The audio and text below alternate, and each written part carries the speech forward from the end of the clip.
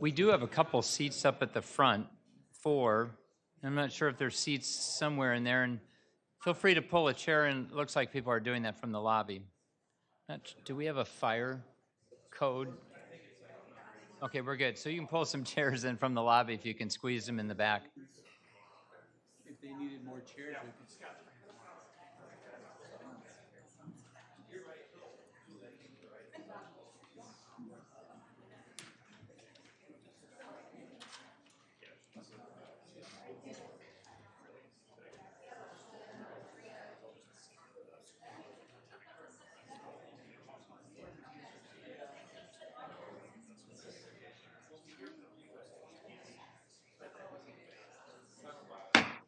The Tuesday, August 16th, 2022 meeting of the Eden Prairie City Council is now called to order. Please rise for the Pledge of Allegiance. I pledge allegiance to the flag of the United States of America and to the republic for which it stands, one nation, under God, indivisible, with liberty and justice for all.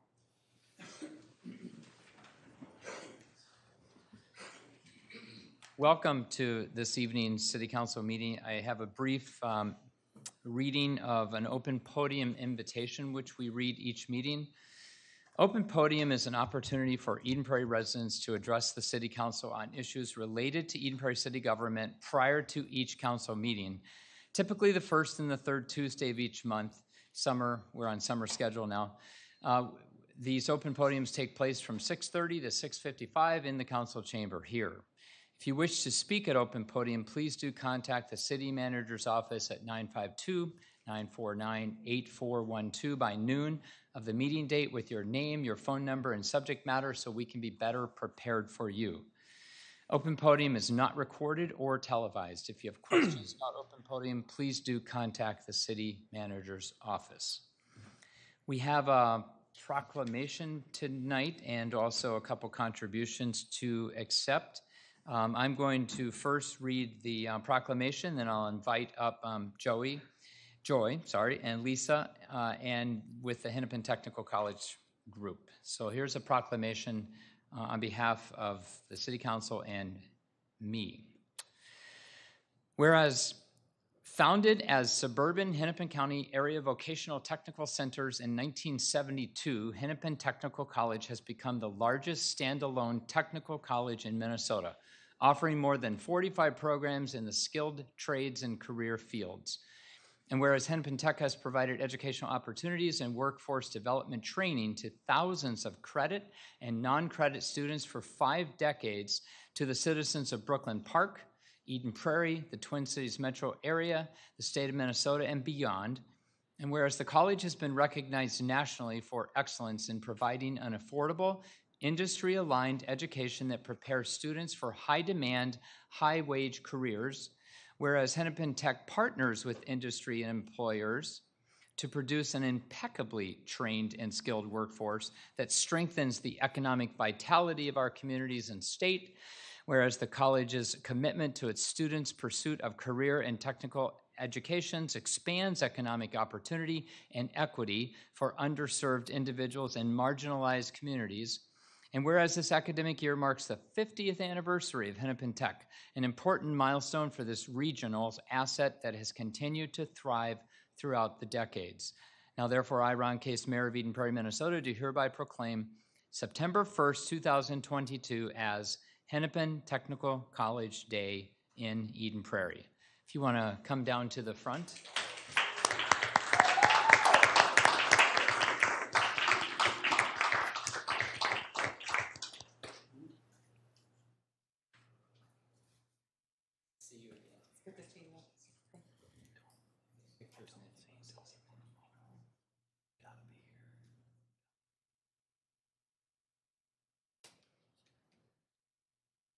You weren't supposed to take pictures of people over 60 down below.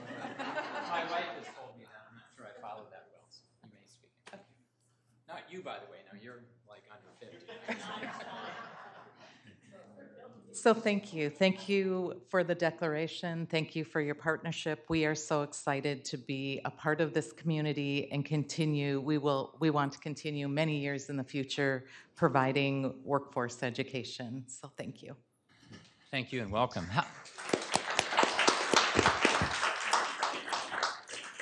Joy, how many months have you been here so far?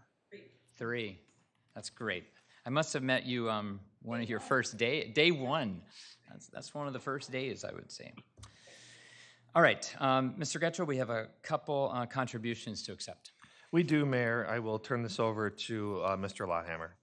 Your Honor, council members, the first contribution is for Movies in the Park program, and this is the time of year where it starts to get dark early enough where we do have those movies, one to go coming up, but this is from the dental specialist orthodontists, and we appreciate their contribution towards this program.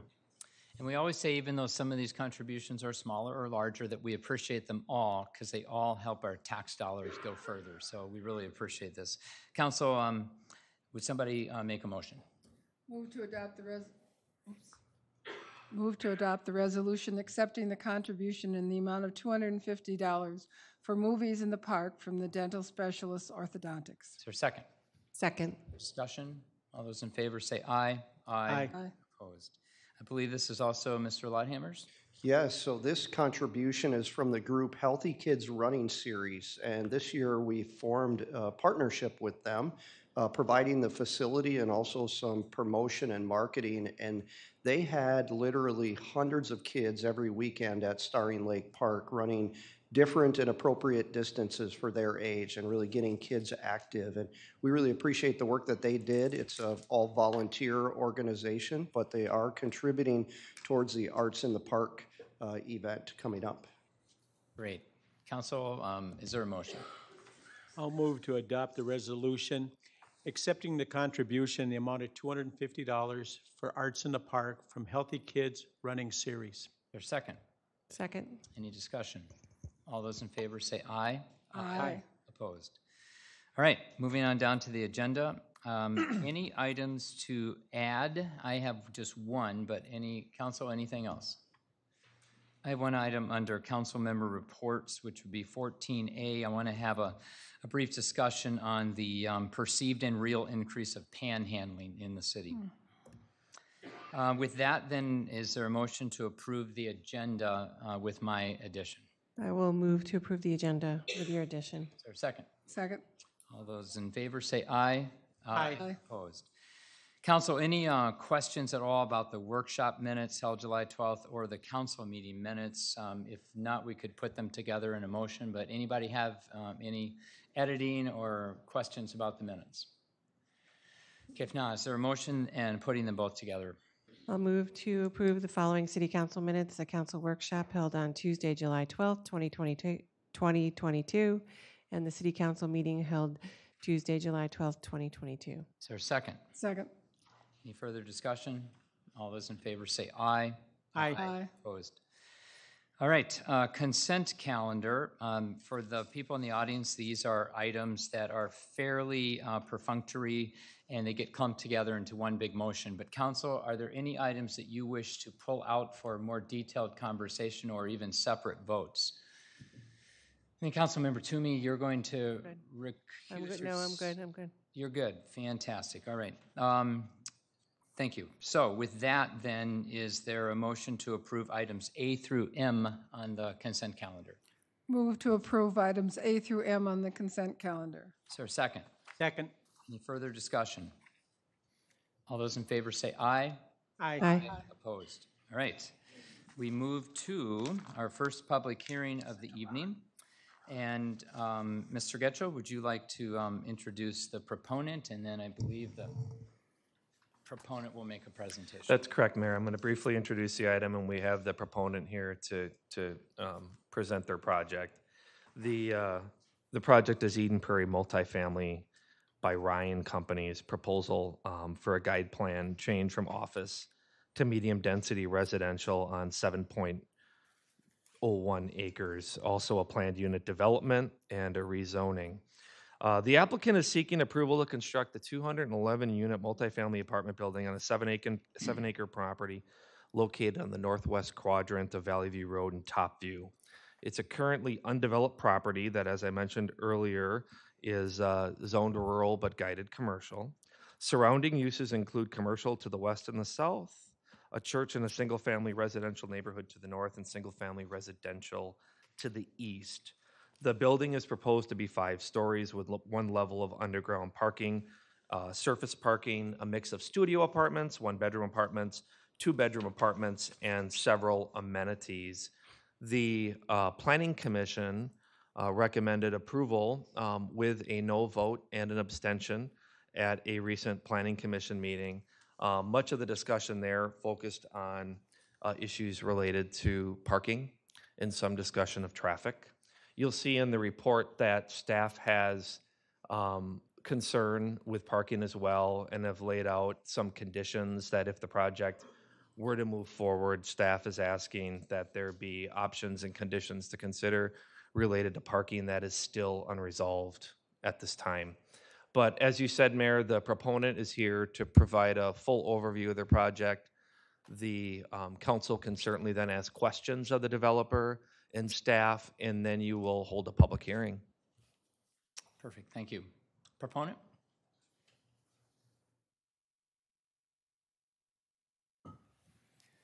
Name and address and company you represent.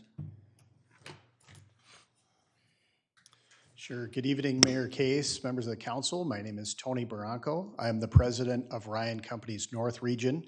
My address is 4439 Fremont Avenue in Minneapolis. First of all, I want to thank and acknowledge Community Development Director Klima and staff for all of their support through this process. In particular, Beth Novak-Krebs, who's done an incredible job helping us through a very difficult site and supporting us throughout the last almost year of time in the process that we've been spending with the City of Eden Prairie. With me tonight, I've got a team of colleagues, McKenna Collins, who's back behind my right shoulder, Joe Conway, who's also behind my right shoulder, Chad Lockwood, civil engineer, Josh Ekstrand, our primary architect, and Joseph Paris as well. We have a large team of folks at Ryan supporting this effort. This is a team of just a few of those who will support us. Josh will be joining me in some comments related to the design elements. We're very excited about this project and very excited about a big investment in Eden Prairie. And we've been working, like I said, for over a year to make the site the best we can with the hopes of starting a project this October. Before diving into the actual plans, I wanted to reflect on a few items, including a meeting I had last week with Doug Loon, who is the president and CEO of the Minnesota Chamber of Commerce. In the meeting with Doug, he said that the #1 priority of businesses within our communities is hiring talent and the lack of talent that we have to hire key people. The #1 priority of the talent, as they had interviewed and reflected, is the lack of available housing within our Twin Cities metropolitan area. So in a sense, the #1 reason that our employers are looking for housing support is the fact that they can't find people and the people can't find housing. Our team further reflected on the Aspire Eden Prairie 2040 plan. And in that plan, the first 2 goals of the plan are focused in and around creating housing options, in particular for low to moderate income neighbors within the City of Eden Prairie. Unmet housing demand in Eden Prairie is projected at nearly 4,000 units of housing, with a significant portion of that housing being at 50% and 80% of area median income. Projects like the one we are proud to propose will go a significant way in alleviating that burden of the city by creating more housing. The site that we're working on is a very difficult site. Clearly, development has happened all around the site. It comes with some natural conditions that we are embracing and trying to build with. The site has an incredible amount of fall from the north to the south and from the east to the west, almost 50 feet from one direction to another. It's got wetlands we've been trying to work around to preserve where we can, meanwhile managing poor soil conditions and very limited access to this development site. With that, I want to turn this over to my project colleague, Josh Ekstrand, who'll go into some of the site specifics, and then I'd like to join you again to talk briefly about parking, which is the item that we spent most of the time on with city staff. So with that, Josh Ekstrand, there you are. Thank you, Josh. Thank you, Tony. Mayor Case, members of the council, thank you for your time tonight. Excited to walk you through our project for Eden Prairie. I think we have here we go. As Tony mentioned, this is a very challenging site, and we're really proud of how we've been able to try to nestle the building into it and work with the context and the community around it as naturally as possible for a project to fit on this site. I think everyone's aware of the site location, but as a reminder, we're just to the west of 494, just to the north of 212, and next to Home Depot, and just north of Menards, off of Topview Drive. The project is, as has been stated, on about 7 acres. We're proposing 211 units, 272 parking stalls, which is a ratio of 1.3 stalls per unit. As Tony mentioned, we'll go into a little bit more detail around why we feel that that's an appropriate number based on our research. And this slide, I think, shows some of the effort that we went to on trying to fit the site into or the building into a complex site. There's a number of soil conditions, wetlands, and we tried to minimize the impact to trees as much as possible. So you'll see here we're proposing to replace the few trees that we're needing to take down to put the structure up and add a substantial number of additional landscape around the site. This is also a good place to look at the fact that we have just the one entry point, right in, right out, approximately 670 feet from Topview Drive.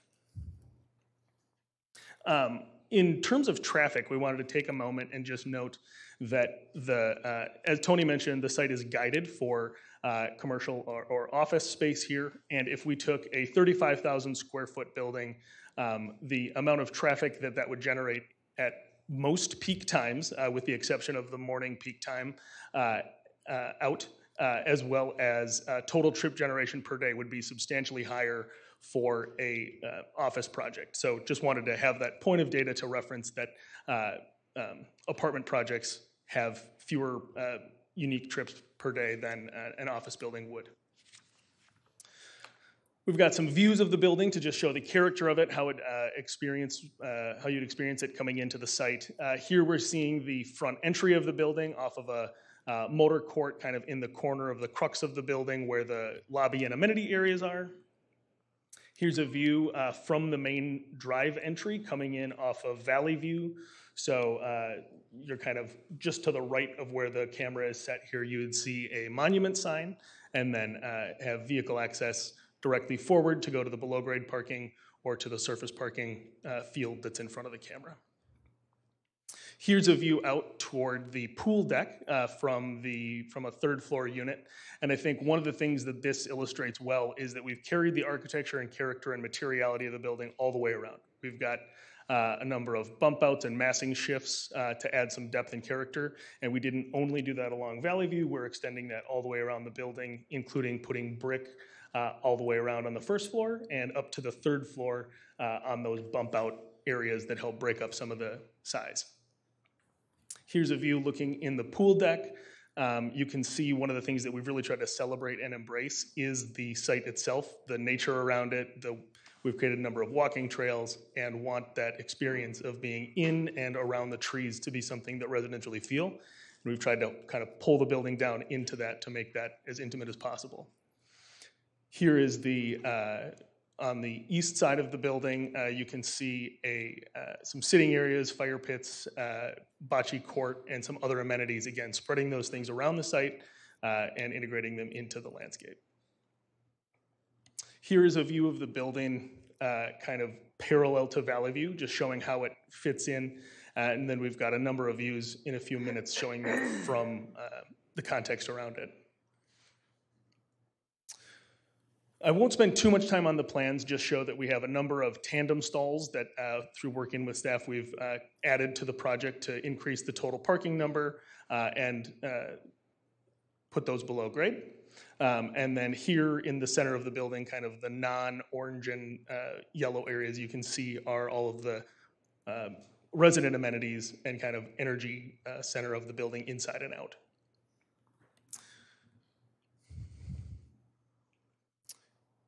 Here's the elevations of all four sides, which we've kind of seen from the perspectives, but this one is a new one that we wanted to add to just address potential concerns about building height. So this graphic is just a zoomed in view of the previous page.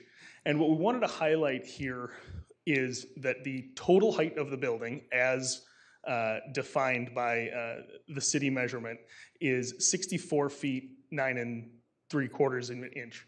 And that is because the base of the building, the grade plane, is measured as the average height all the way around the building, so it's actually a little bit below our first floor level. And then the height of the roof, as calculated, is the midpoint of the sloped roof. So that is the genesis of the number for clarity to everyone. And then we wanted to point out that the line kind of running across the middle of the windows on the top floor of the building is the elevation of the intersection at Topview and Roberts. So standing at that intersection, you would be standing with your feet at the railing height, effectively, of the top floor units of the building.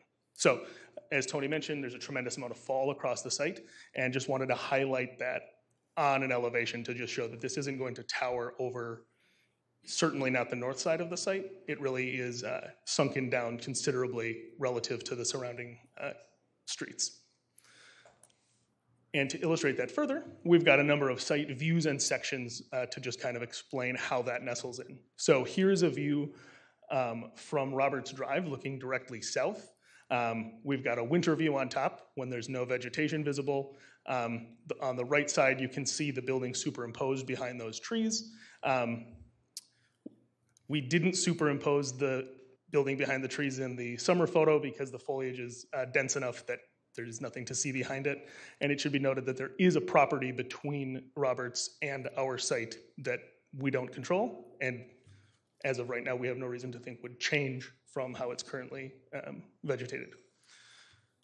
Here is a view looking from the intersection of Valley View and Top View, kind of just back from it, showing again how that slope of Top View goes up to the right and the building obviously stays flat and kind of tucks into the hill looking down Valley View.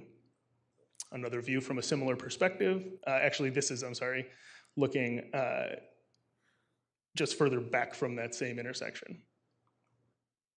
And then here's a section cut looking at the yellow line in the kind of small image on the bottom left shows where that cut is happening, but this is basically just inside the intersection of Top View and Valley View and shows, again, that height of where that intersection happens of Roberts and Top View being at nearly the railing line of the top floor of unit windows.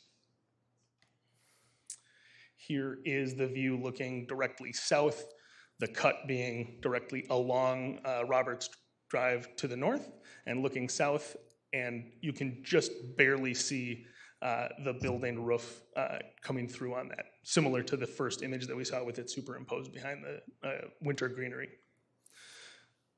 Here's a view looking to the east from just on the far side of the office building to our west.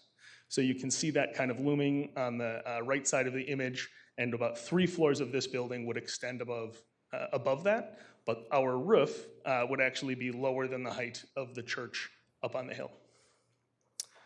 And then I think we're down to the last 1 or 2 here. This is the view looking north from Valley View, showing the Prairie View Center to the left, and then how the Valley View Road rises, and again, even the south side of the building towards the western edge of the site is pretty well buried below the street level. I will turn it back over to Tony to go into a little bit more detail on some of our parking thoughts.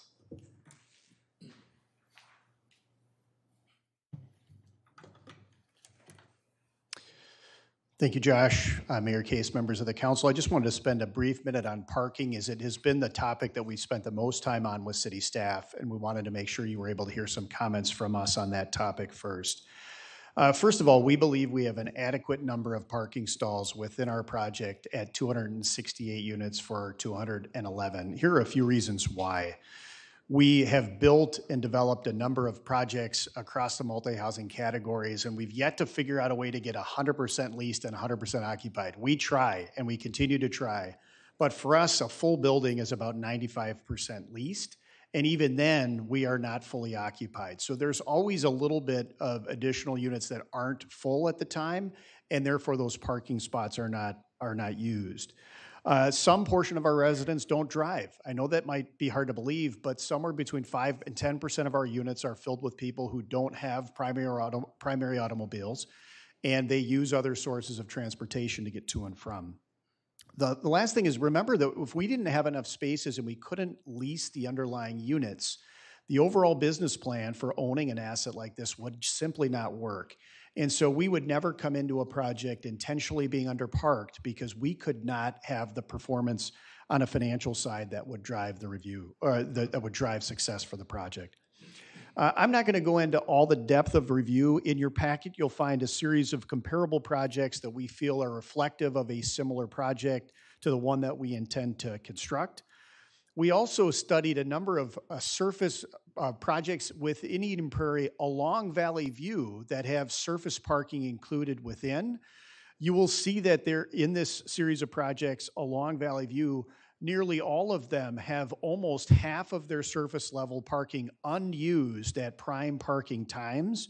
And we would much rather preserve green space and remove bituminous areas as opposed to building unused surface parking in those areas, especially on a natural setting like the one that we have here. There were some comments of concern about parking extending into the neighborhood to the north of the site. I wanted to remind you of the fall that we have between the north and the south. It'd be over 1,000 feet to walk on an area without any paths or sidewalks. And the likelihood of anyone actually parking there to visit or to live in our building is simply improbable based on how long it would take for someone to have to walk around an area with no walks or other things. Last, we've worked real hard with the city on a series of mitigation plans in the event our parking, which we feel is truly adequate, proves not to be. There are 3 different options that we have, from leveraging parking resources on adjacent sites to constructing additional surface parking, again, which wouldn't be our preference, with a 3rd and final option being actually building additional subgrade parking and additional surface parking on top of that. We intend in the development agreement to follow through those steps. In the event of mitigation, the city would call on us to follow through on each of those steps as we would go to provide an adequate amount of parking. Those are the balance of our comments. I'm sure that you have questions. We'll yield our time back and interested in answering any questions that you might have. Thank you.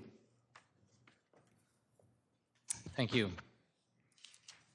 So, Mr. Getchell, my thoughts are that I'd first open up to council for questions of the proponent and/or staff, and then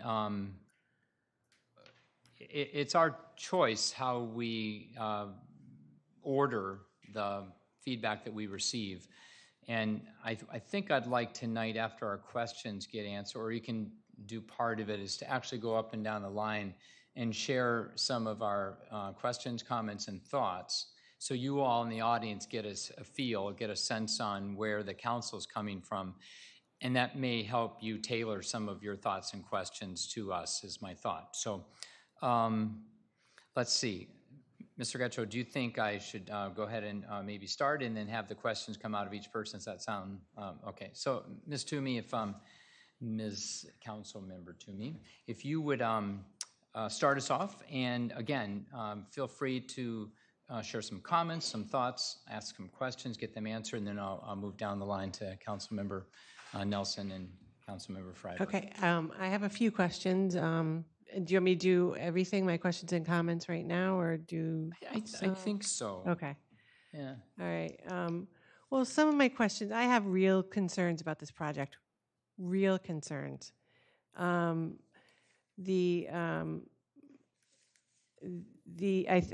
think overall the increased traffic and having to go up to Top View and Valley View and make a U-turn, that's pretty awkward.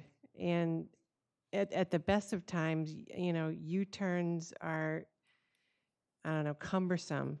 So, and I wonder if the traffic study actually took into consideration delivery vehicles that are going to be on there, and the fact that there's no cut through from Valley View to get into the complex. That's a real concern when it comes to emergency vehicles. The building, I believe, is way too big. It's too tall. There's not enough parking, and it's just overall, I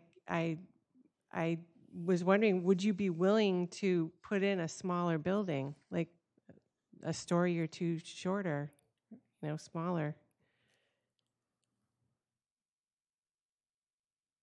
And Josh, can you pull up the overall area map?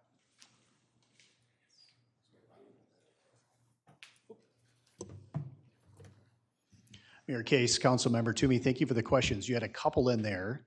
I will start with the last, try to move to the back, and if I've forgotten one, please stop me and start me over. First of all, the question on whether or not we would consider a small project. We've considered a project of various size and density, and we finally found one that solved the riddle of managing the difficulties of the site with the size of the project. We are not able to build a smaller project and have it be financially viable. Related to your questions about traffic, I may have Chad Lockwood, who is from our civil engineering team, support me in a few answers, but I do want Josh to put something on the map first, particularly around the U-turn movement going to the northeast on the site, as I think that most people will discover that the best route is actually circling to the south around Plaza Drive, and that most people in a typical traffic pattern will elect to take Plaza Drive right around and be able to have a controlled intersection in order to take that movement back.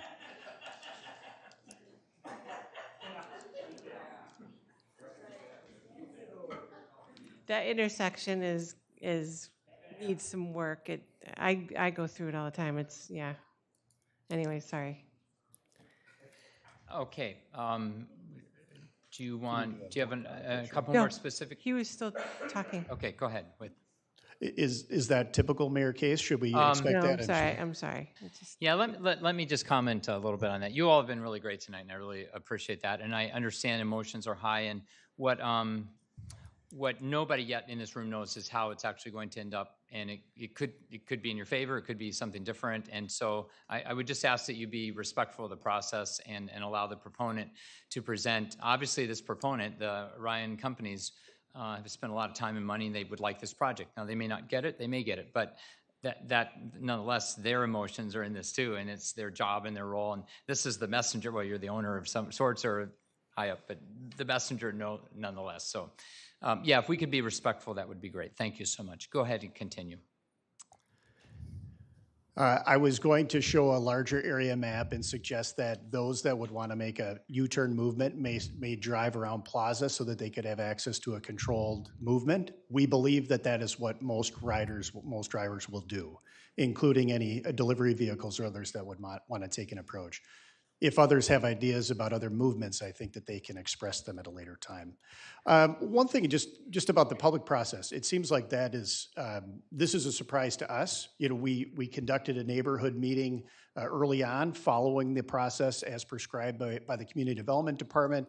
We had one group attend the meeting, they expressed support for the project, and we've continued on. We've worked quite diligently with staff. We had a public hearing with the Plan Commission. We did have some neighbors that came and some expressed their interest. We've not heard from any neighbors. And we had discussions with a few of those neighbors as part of the Plan Commission process. So we are also excited and interested to hear about what the neighbors have to say. But throughout the time of our commitment and investment in this project, we have not been aware of other concerns. And so we will be hearing some concerns for the first time tonight, including the concerns that you mentioned, Councilmember. Did we miss a question in that, Councilmember? No, I do have a question about the cut through from Valley View going into the main entrance. Would you, I know that the county is not willing to do the cut through. Would you be willing to pay for it or to work with the county somehow to get a cut through put in? Because I think it's kind of important for especially emergency vehicles. Mayor Case, Councilmember Toomey, our preferred access would be a full movement at that site. We believe the project still works with the access as provided. We will be working with the city and the county on emergency movements over that spot in order to accommodate vehicles, which was part of the overall plan that we worked with city staff, and that would be the intention. We would certainly be open to revisiting a full movement if that was the preference as determined by traffic engineering and the county. Okay. Thank you. Thanks for coming today, too. Thank you. Great, thank you. We'll have you sit in a or go ahead, I'm sorry. I'm happy to stay here in the event there are more questions. Well, there will be more, so you may stay. Thank you. I just wanted to maybe editorialize right before I send you that. To all of you that are here tonight, we really appreciate you being here. But just think about from our perspective as well that over the years, and I've been at this 26 years, we try to communicate and we try to communicate and we try to communicate and we communicate again, right? And we send out notices and we'll sometimes have dead-end roads for 35 years with a sign at the end, this will be connected someday, right? And it gets torn down or, whatever, but we still try to communicate. So we're glad you're here and we're glad you came out tonight.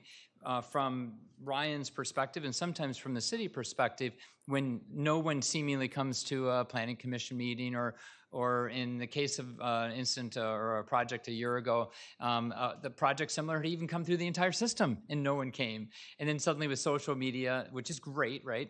It brings a lot of people of interest. So again, we're glad you're here. There will be some new ideas shared tonight that you had other opportunities. I'm not faulting anybody. We're busy.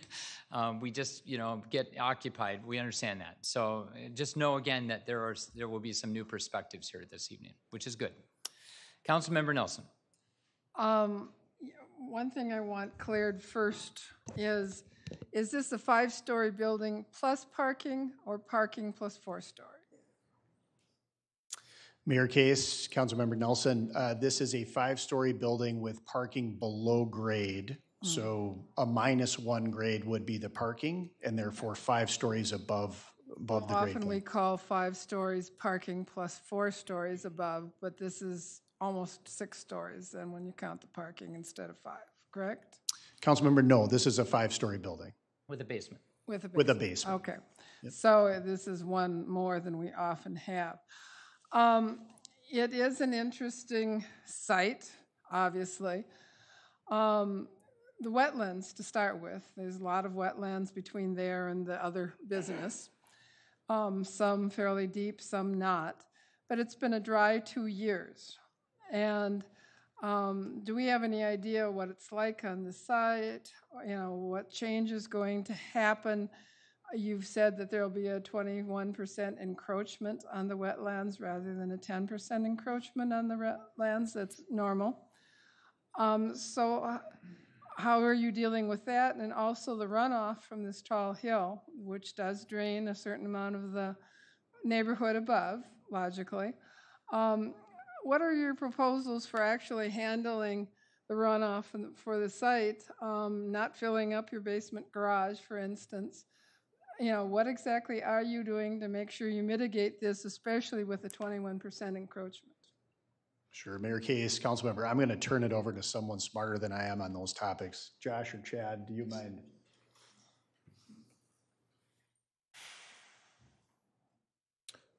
Good evening, Mayor, council members. My name is Chad Lockwood, Associate Director of Engineering for Ryan Companies. Councilmember Nelson, to address your questions, we are going through watershed approval. We have been working with city staff on our stormwater management plan. That does encompass the entire drainage area on and off site that does flow through the property. And we are managing that on site through a series of biofiltration and infiltration areas to meet city and watershed requirements. So no net increase in flow or pollutants off the site. Regarding the garage, the elevation is set above the elevation of the wetland and adjacent wetland on site and the stormwater management facilities. And we are going through watershed approval on that as well to do a analysis of the low floor elevation.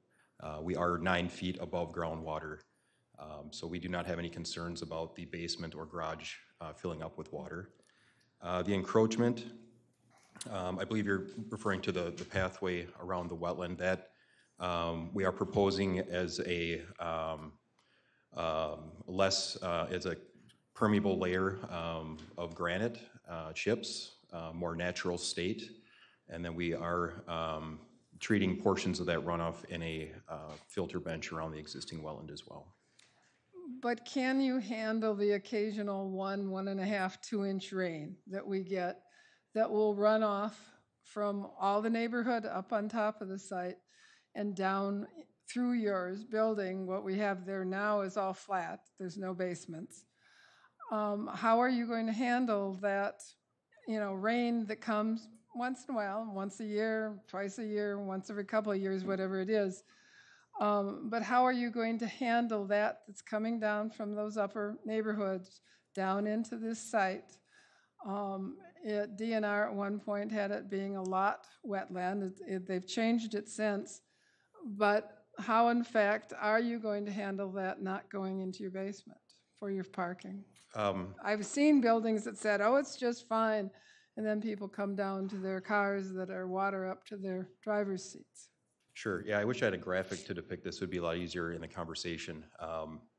But the hillside to the north, the neighborhood to the north does not drain through our site. It is the hillside directly adjacent and portions of the church property as well. That helps a little bit. But we are, thank you, Josh. We are collecting any runoff that's conveyed onto our site and from our site as well. In catch basins routed through storm sewer to the stormwater management facilities located on the north portion of the site, north of the building. There is a filter bench on the south side of the existing wetland, outside of the wetland area, that is a delineated wetland that was performed in 2021. And then the main component is an infiltration basin on the southwest corner of the site. That handles a majority of the flow from our site, and there's pre-treatment as well, and volume is held on site through means of infiltration. All right. So we have a number of practices proposed to help negate any negative impacts of flow. Yeah, well, like I said, given everything else is at grade level, like most commercial stuff is, yours is obviously different, and it does have a lot flow down there.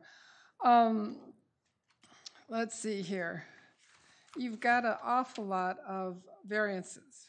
You've got a variance on height, variance on parking stall. That one thing, how do you propose to deal with visitors? Say people coming over during the holiday season, always a lot of visitors, people coming to see relatives in the apartments, them going out sometimes.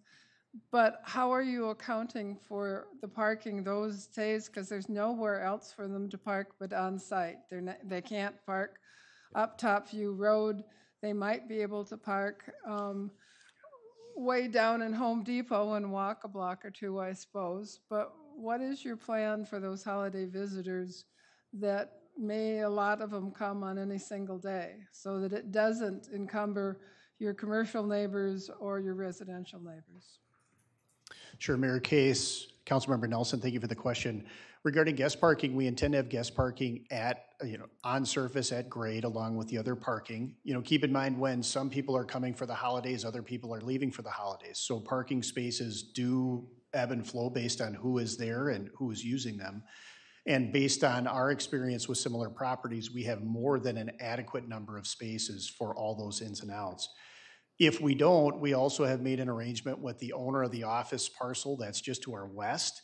And there's an area of about 70 parking stalls that we have an agreement with that owner to use with a path connection from those spaces to our lot in the event of an overflow need for all evening and weekend and holiday parking that could come from any extra guests coming to our project. Okay. You also go down to building density from what normally would be 17 up to 30. You've got a signage change, and quite frankly, we never make the bigger signage on the walls. I can't remember in all the years we've been here. And wetland setbacks with the 21%, but you talk about the soil remediation. How is that working with, what are you doing to the soil? How is that working with the wetlands and doing other things that are natural on that site, that have to remain natural on that site? Obviously, there's no other place for it to run. Mayor Case, Councilmember Nelson, I'll make a quick comment on the soils, but I may have Chad also follow up with an answer. I'm not sure there was a question on the signage, but we noted your comments. Related to the soils, there are some soils that we will need to reinforce in order to construct the building where we would like.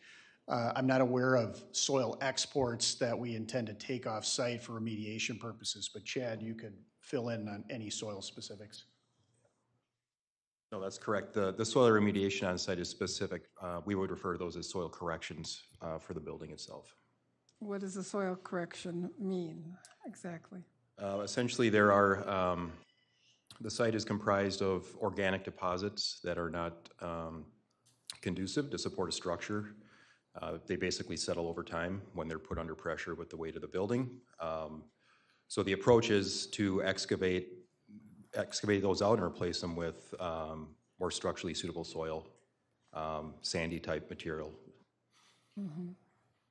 Okay, on to another couple of things that are totally different. There's no play area for children on your site.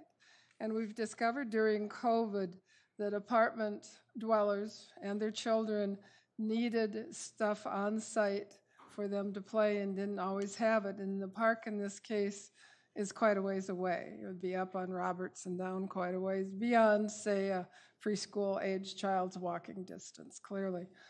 And having to go up Top View Road and stuff with small children would be very dangerous as there's no walking path on it. Why don't you have children playground sites, or at least tot lot sites? You know, pools are nice. It's nice to have some place to do a picnic, but it's also really nice to have something to do with your children other than to allow them to run up and down the halls in the building. Sure, Mayor Case, Councilmember Nelson. We have a large amount of amenities on site. You referenced the pool. We also have a bocce court, a lot of green space and open area. Within our amenity package, we just elected to have a set of amenities that we felt as though would be best for the residents that we believe will join us in this community. And we didn't think that a child play area would be the right part of that mix. It is something our team could look at, but again, based on where we believe as though the community will fill in, it just wasn't one of those amenities that rose to the surface from a demand perspective. Okay. Is all your lighting dark sky compliant lighting? And will any lighting be going up from your building up to the neighborhoods to encroach on there? There's going to be a lot of light, obviously, from a full apartment, but is it all dark sky? And if not, why not? Site lighting will be downcast fixtures with cutoffs where needed to meet city ordinance. Okay, but so all the light will stay on the property and not go up into the neighborhoods? That is the intent, correct. And it won't go up, straight up, which is the dark sky compliant? Correct, yeah. Why wasn't there an environmental assessment with this, with all the poor soil and the wetlands and the, all that's going on? There was no reason for environmental assessment at all, I take it? It's my understanding it did not trigger an environmental assessment based on state guidelines. I would have to defer to planning staff to confirm. No reason for one? Mayor, members of the council, the environmental assessment requirements that are triggered in state statute were not met in this case. Okay. However, as a part of their application materials, there was an environmental review appropriate for the size and scope of the project that was provided and reviewed by staff. Thank you. I think it's getting down to the end of my list. Is there electric car plug-ins, and how many in your garage? Or out in your flat top parking, for that matter? A new entrant. Council member McKenna Collins. I'm 2064 Stillwater Street, White Bear Township. There are 89 EV-capable stalls, Okay. but you'll see in the staff report that they are asking that 4 of those be EV-ready day one. That was added in the staff report. But how many capable was there? 89. 89, okay, that's pretty good. And is there going to be solar panels on top of the building? And if not, is it solar capable? We're not planning solar panels on the top of the building. Are your roofs and everything solar capable, however? I think because it's angled, there would need to be another assessment on that. I'm not sure I can answer that completely. You know, is the roof heavy enough and such so that you can put the extra weight up and such? Often is. Most homes actually are. But it's beginning to be a big thing, and will probably 30 years from now, when the building will still be there, probably a wanted thing. So I really do want to know if it's solar, you know, capable, both having the weight and having the electrical tie-ins that you can do easily now, but will cost you a great deal of money later on. Okay. We can always have more questions after the public hearing. Councilmember Freiberg. Oh, thank you, Mayor. Thank you for being here tonight. I got a few questions for you. I got some concerns, a lot of them. I walked that property 3 times in the last couple of weeks. I drove around there. I observed traffic. We got some issues. I'm going to start off with one. Let's start with an easy one. Parking. You know, the part that bothers me about what you said, you think it's okay for the level of parking at 1.3, I believe it is, 1.28. But you said, if you're wrong, we're going to go to the neighbor and we're going to lease 70 spots from a neighbor who needs 315 spots already to comply with the city. And that's what he's got. Now you're going to take 70 from him. Okay, my thinking is a project should be self-contained. I'm having a real hard time grasping this. I'm going to go park on my neighbor's property if I don't have enough parking on my property. That's a big problem for me.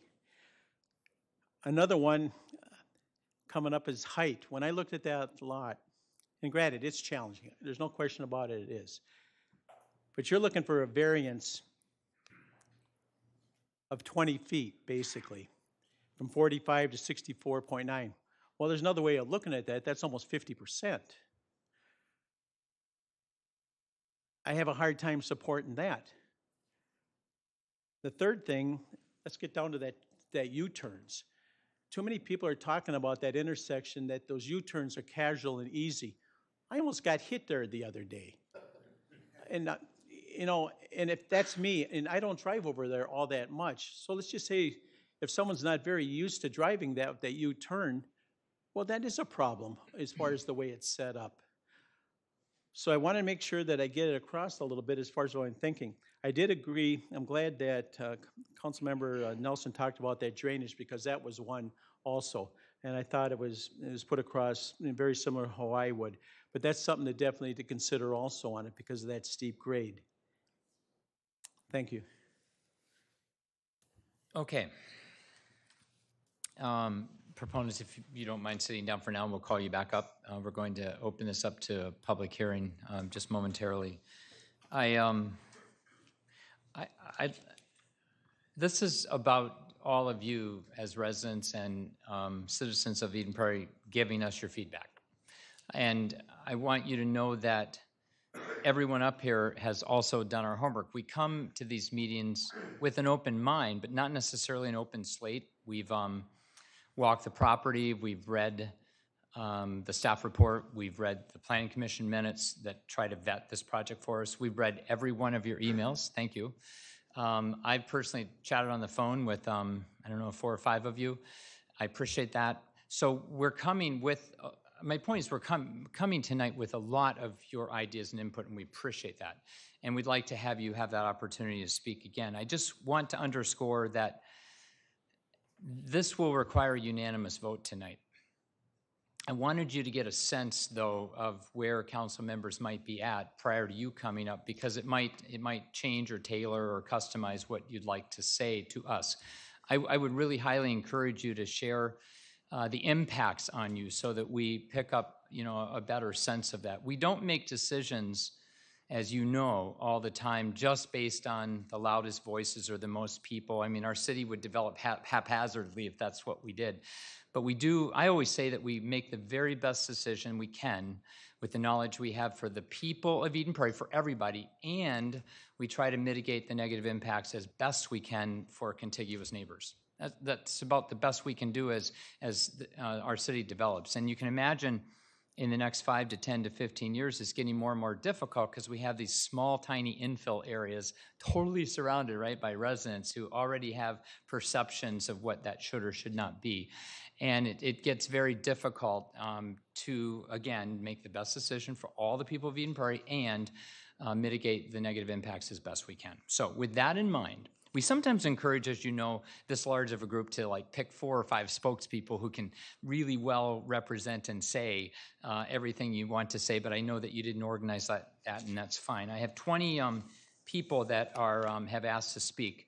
When we had 86 a year ago, May 4th, we did clock at 2 minutes, and tonight I don't think we need to, but if you would permit me at the end of 3 to 4 minutes to kind of encourage you to wind it up with, without feeling that I'm being rude or something, I would really appreciate that. Because clearly 20 times you do the math, we could be here quite a while. And if we're not learning anything new up here, if the same ideas are being repeated, that's not really helping us. So if you hear someone else say your idea, you could stand up and just say ditto, and I'm not putting words in your mouth, but that would help us as well. All right, with that. So this is a public hearing, which we are opening now up to the public. And the first that signed up, David, I may mispronounce names, Ringsmith and Maria. You live at Beehive Court, so please welcome, come on up. Thanks for being here.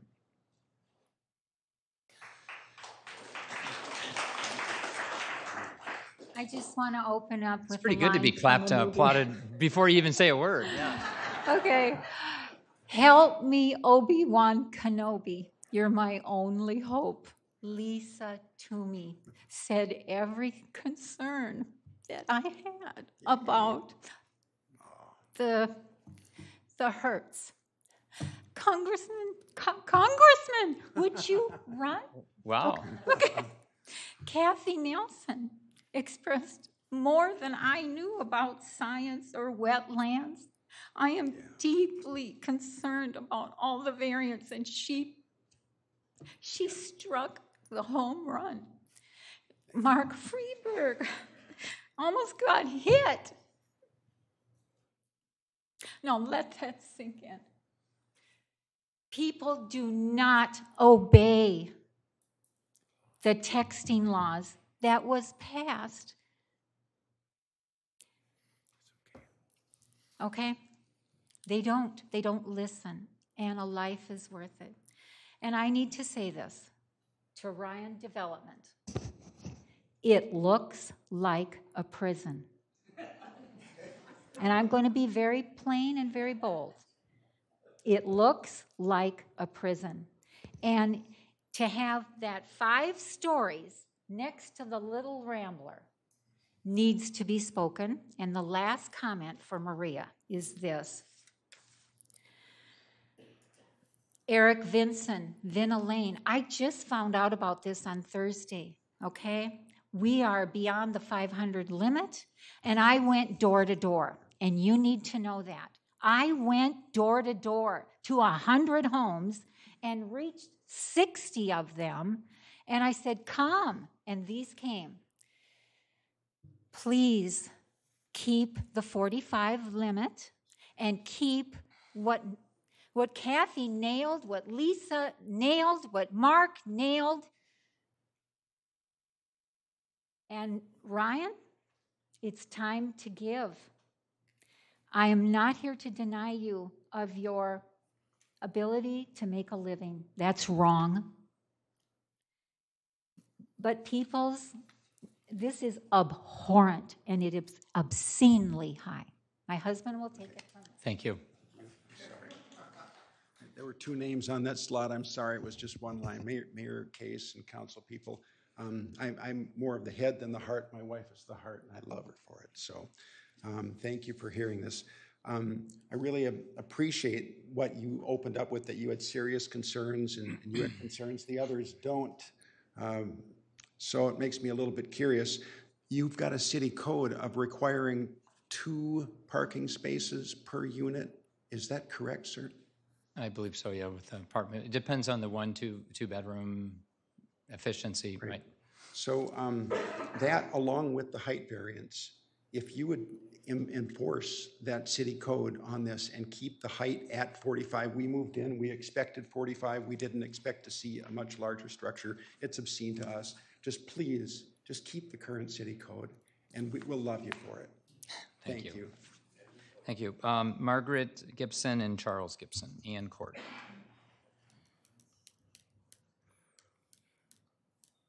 Hi. Good evening, all of you. I live in the area. I live up on Ann Court. My name is Charles Gibson. I drive through the Top View, Valley View area regularly. I don't know if they know that recently they changed the left turn from eastbound Valley View to Top View is a red light during rush hour traffic. So you cannot make a quick left turn there. I'm also against changing the ordinance that the city has written long ago for height restrictions in parking to what Congress or Council Member Nelson said. You're going to be stuck with that. I'm concerned about the size of the building and the structure that's going to be underneath it. How close are they to the water table? What happens if their calculations are just a little off? I'm an engineer by trade. I do statistics. I work with statistics.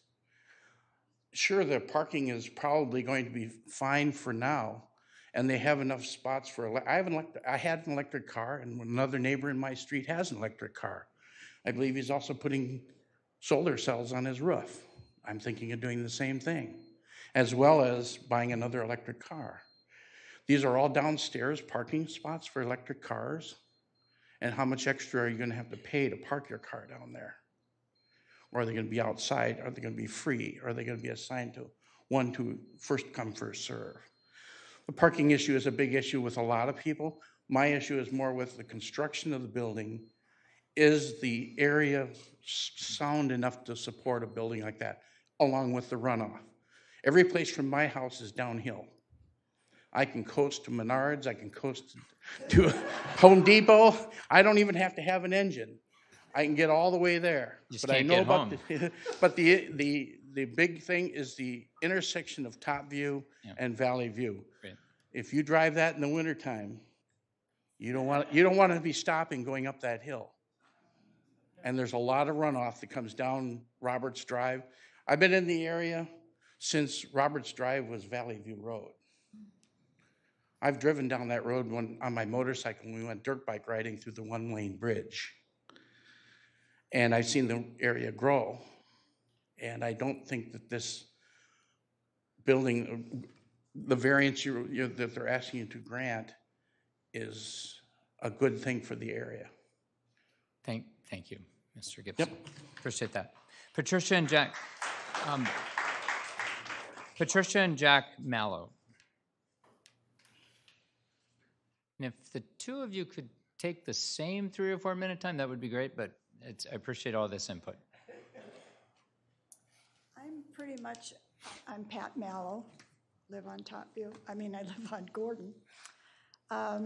It's all pretty much been said, except that I want to point out that you mentioned in your letter Martin Blue, and that is about as ugly as it can be, and the parking is horrendous.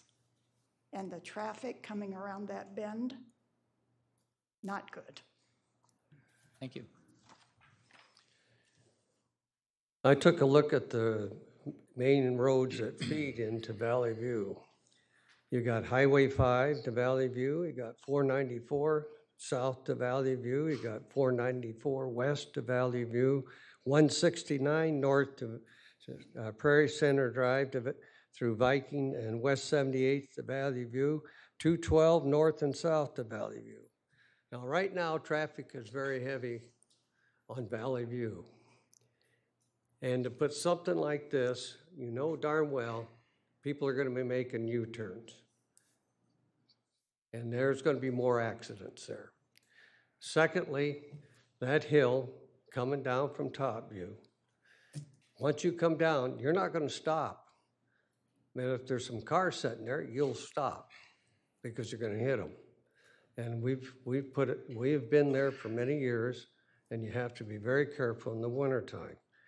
So I don't think, the fact that you don't have enough room for the cars, I don't think this project should go ahead, period. Thank you. Linda Roth, I can't read it totally, Roth Schaefer, maybe? Is that close? Good evening. My name is Linda Rothschafer. I'm a 36-year resident of Eden Prairie. I actually live on the west side of EP, but my son recently in the last year bought a property on Scott Terrace. He can't be here tonight, but we sat down and we looked at the proposal, and then we looked at the response to the proposal, and we came up with a couple of questions. Obviously, parking has been one of them, and one of the statements in there was about, it looks like they're targeting millennials because of not only the amenities, but I think that statement was in the proposal, and that not everybody has a car. Well, I don't know any millennials, of which my children are in the group, that do not have cars. Now, granted, there could be a whole population out there that I'm not familiar with, but I'm not sure that I agree with those numbers. Secondly, is underground parking included in the rent? Some apartments will give you an underground parking space with your rent, and then the rest is outside on the pavement. If they're given the option, you could have more people opting for pavement parking because you usually have to pay extra to have an underground stall. So that's a question that I think would impact people parking either on a surface or underground. Secondly, when you look at the proposals and then the corrections where it looks like the council already did not like the idea of accepting contract parking at the adjacent west business lot. I see according to the plan, there's only a walking path, and I think they stated that. There is no drivability from that contract parking next door where the TRIA area is to the apartments. So in the winter, if anybody did park there, now you're forced to walk along something that may or may not be even shoveled. So that's a concern. Plus, the other two options of that went, if we don't do that, well, then we'd have to take away some of the amenities and increase our surface lots. So I'm not sure how your residents of the apartments would like that if once they've been there, now all of a sudden you have to take away the bocce ball courts and maybe fill in the swimming pool. Retrofitting underground parking. That was something that I couldn't get my head around, and maybe I misread that. But that was like the third option to make a correction. Does anybody recall that in the proposal? How do you retrofit underground parking when you've already got a building built? I don't want to speak. I don't know. So that was I'm taking note of some questions, but I believe that they doubled some back-to-back spots for an apartment, but we can ask them later. Yeah, I've got it written down. I'm just going, you've already got structure in place. I'm not a civil engineer, but I would think that would cause a whole lot of issues, just knowing what construction we can get them to explain that. On streets are like. Once again, dangerous traffic at Top View and Valley View. I'm a resident. I've driven Valley View for years, but because my son now is over there, I do it a lot more. And I will agree, traffic coming from the east on Valley View off of that 494 corridor comes around a corner and you can't see it. So now you're gonna have people making all kinds of U-turns, if they can make those U-turns. A lot of people, if their choice is not to go around Menards, which, you know, that didn't look like a great proposal from residents' standpoint. I feel that Roberts is going to become a through street. Roberts is only a 2-lane street. Roberts has highs and lows and curves. And if you've ever tried to get out from Butterscotch or Stewart to Roberts, and the cars come through there faster, obviously, than they should, and there's going to be more of them, and they'll probably come from the west because they'll want to come around and then come down Top View and go in. Linda, can you just wrap this up? Yep, so that's pretty much it. One thing, I know I didn't want to waste your time tonight, but as someone said earlier, if you have to live within 500 feet to get a mailing on this. How many people live within 500 feet? The church and maybe one other resident. Everybody else is far away. I realize we don't have a paper anymore, Eden Prairie News. I do read Eden Prairie online. Nothing was there. And if the Planning Commission meeting was where we should have stepped in, was that just a month ago? So I don't know that we could have saved Ryan Company a whole lot of extra effort and work by being here a month ago. But I would have rather been here a month ago to ask the Planning Commission why they moved this forward. So thank you very much. Thank you. Thank you. Those are really great thoughts, and we do, as I said, we struggle with how to get the communication out. We just always do, and there have been times where we've extended it, and of course it's not a big deal, but it costs city dollars. That's a good use of our tax dollars to get involvement. The word is out out there about our future projects. Our agendas are online. Totally get it. I don't go out and check the county, commission agenda, so I fully understand. But nonetheless, the information is pushed out quite a bit. We have 35,000 social media, emails, and ways of getting out to people. But again, it's just hard. I get it. It's hard to get information out. So while John and Ann McMahon come up, I just want to say that we've heard a lot. So I'm trying to get you to think new ideas to help us here. We've heard a lot about the Roberts Through Street, the additional traffic, parking issue. We've got it. I mean, we really fully understand concerns about parking, fully understand concerns about traffic. The U-turn issue, we get it. We've driven it. We understand. We accept that. And then the Top View Hill. So if you can come up with anything else I didn't mention there, that would be great. We're John and Ann McMahon, and Hi. we did email our information ahead of time, so you probably have it. But Thank it's you. basically what most of you have already been saying. The concerns with traffic, the U-turn, just the added parking, congestion, and it's just difficult when you have Amazon trucks and snow plows and buses and trying to get in that area. It's just very, very difficult. And we have a son that just got his driver's license, and it's, people don't know when to stop and when to go, and, and so he's kind of skittish as well. So it's just very, very difficult in that area, so. Yeah, and just to finish up, we're troubled by all the variances we're hearing about for this project. I'm sorry, we're very troubled by all the variances we're hearing about given for this project. I think the people sitting here are entitled to minimal standards. And I don't think when you give variances for a project like that, you're listening to what this community is entitled to. Sure. Thank you. Okay. Not sure I'm reading this right, but is it Lammert? Bottom? Gordon Drive, 1, 2. Oh, okay. Thank you. Todd Pennington, Cary Lane. Again, if you can touch on things that are new to us, that would be fantastic. Will do. All right. Thanks for the opportunity. I just, I kind of learned about it the same way a lot of other people did, kind of quickly, like, hey, this is happening.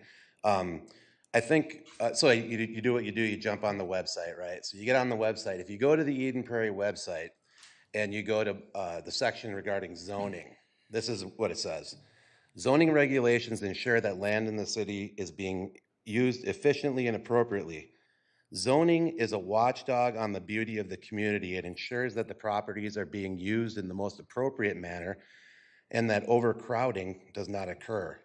It also ensures that homes and businesses meet certain community standards. The 3 primary services of zoning are to develop and maintain the land use regulations, enforce zoning controls, and provide information, make recommendations to the Planning Commission. Like others, it's one thing if you have 1 or 2 variances, but it just seems like there's just so many. And it's really about precedence, right? Like if we move from 2 to 1.8 to 1.6 to 1.2, and these projects are passed, that sets the precedence for the next development. Say, well, you guys granted it for that project. Now we can go ahead and do it. So I think if we're taking a measurement of 45 feet, that's from ground level, which is valley view, not from the top of top view. I understand there's elevation change and all that, but it seems like a pretty large project that doesn't fit in that particular spot. I'm not opposed to progress and development, but in this case, it just doesn't seem to make sense. So thanks for the time. Thank you. Looks like Josh Eastron. That was me, sorry. Oh, you've had your... All right, Tony Morimoto. And then on deck is Fred Oppelman. Tony Morimoto, 7214 Topview Road. Just want to first say, just in case this goes sideways, Menards is having a pitchfork sale for $22.24 with a $5 discount. I just want to say first, yeah, you know, it may be a while since you guys lived in an apartment. I lived at Camerata, which is right off Highway 100 and Highway 7, and I hoofed it all the time. Everyone hoofs it. I mean, you're walking 5 blocks, you're finding street parking. That's just one thing. But what I've always liked about, you know, all you council members, you've been very principled. And I'll tell you a quick anecdotal story, which I think is really important.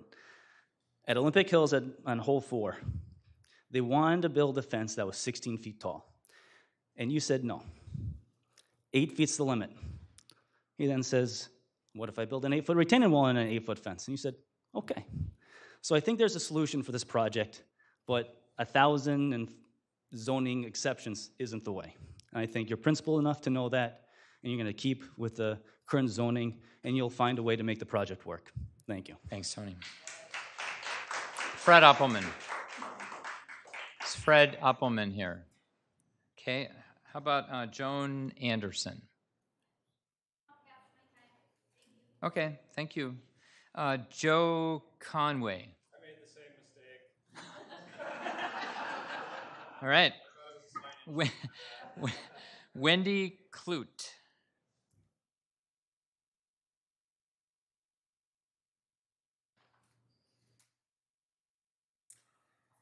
Good evening. Yes, my name is Wendy Clute, and I have been a resident in the area of this proposed development for the past 25 years. And I chose to move to Eden Prairie when I was sworn in as a police officer here because I wanted to live in the city in which I served. And I've chosen to stay because I love the city. I love the standards that you all have been keeping up with. I remember during my interview that people saying that, I specifically remember Home Depot has less orange awnings than any other city because it was looked down upon to have too much orange. And I'm like, wow, they've got it going on. They pay attention to the little stuff. So I don't want us to sway from that high standard. I don't want us to lower our standards. And I feel like those, ordinances, the regulations, rules, all that, those were put in place for a reason.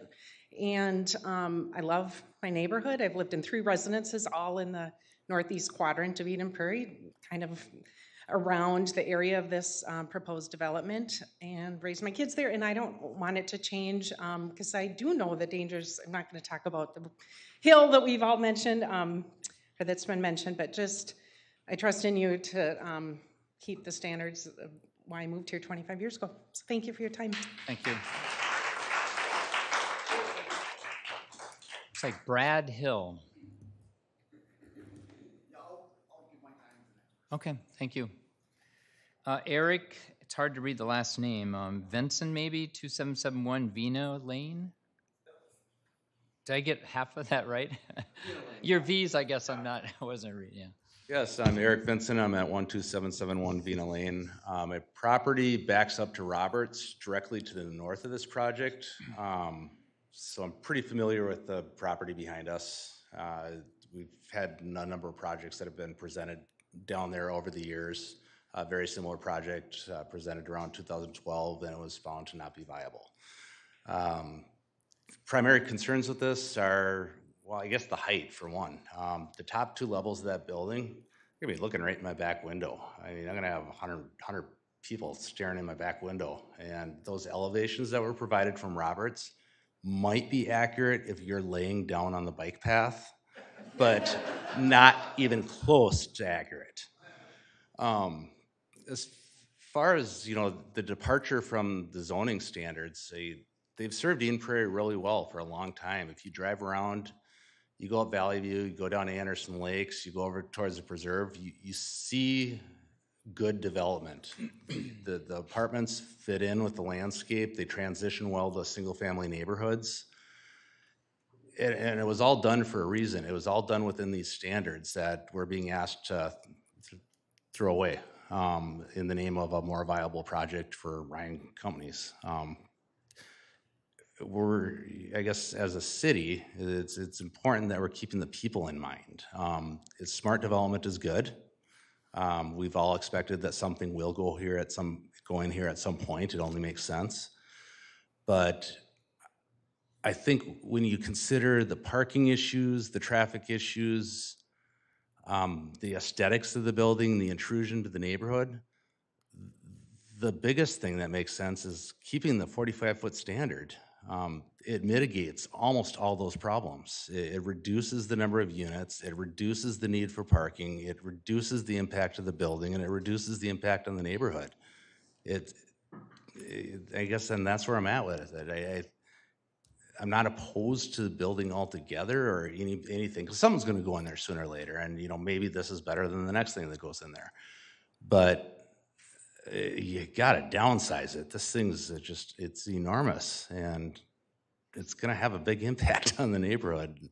One other thing that and I'll cut myself off after this, is as you come up Valley View, heading east, you go to make a left-hand turn at that stoplight. As you're sitting there waiting to make a left-hand turn, you can kind of monitor the traffic as it comes down from 494. It kind of curves down. And that's possible to do unless you get a large vehicle there. If you get a truck, a van, any sort of service vehicle, that completely blocks the view from that traffic that's coming westbound on Valley View.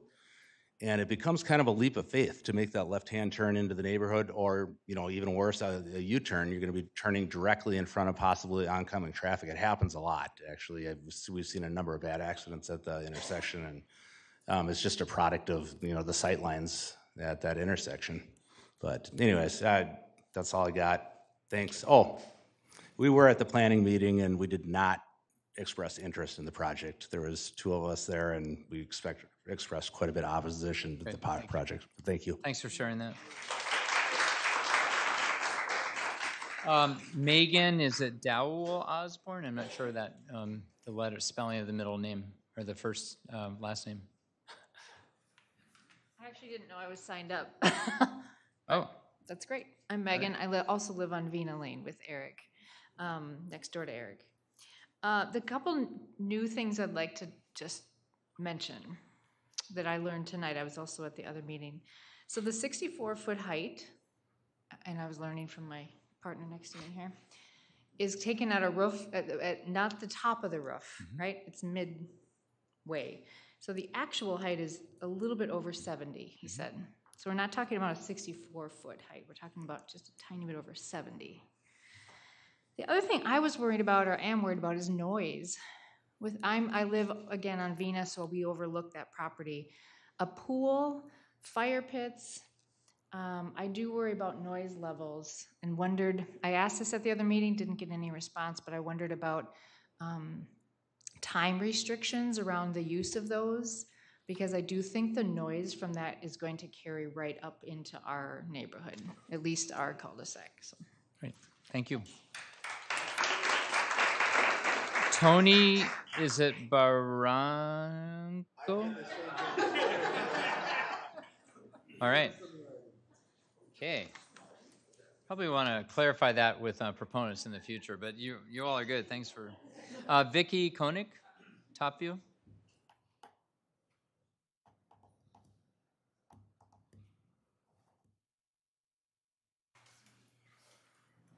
Hi, thank you for listening to me. I don't have much new to add, but my main concern, besides what everybody else has said, is the environment. I think we need to look at that more carefully before we put up, before we put anything on that property. It's basically all wetland of one form or another. And I would like to see some good screening too. Thank you. Thank you. Thank you. Is it Richard Scala?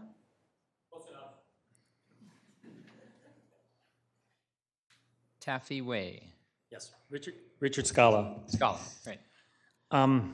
Yeah, my first question is why the variance? I think that's no old news already. And my second one is to thank those of you who are critical of this, Mrs. Nelson and Freeberg and Toomey.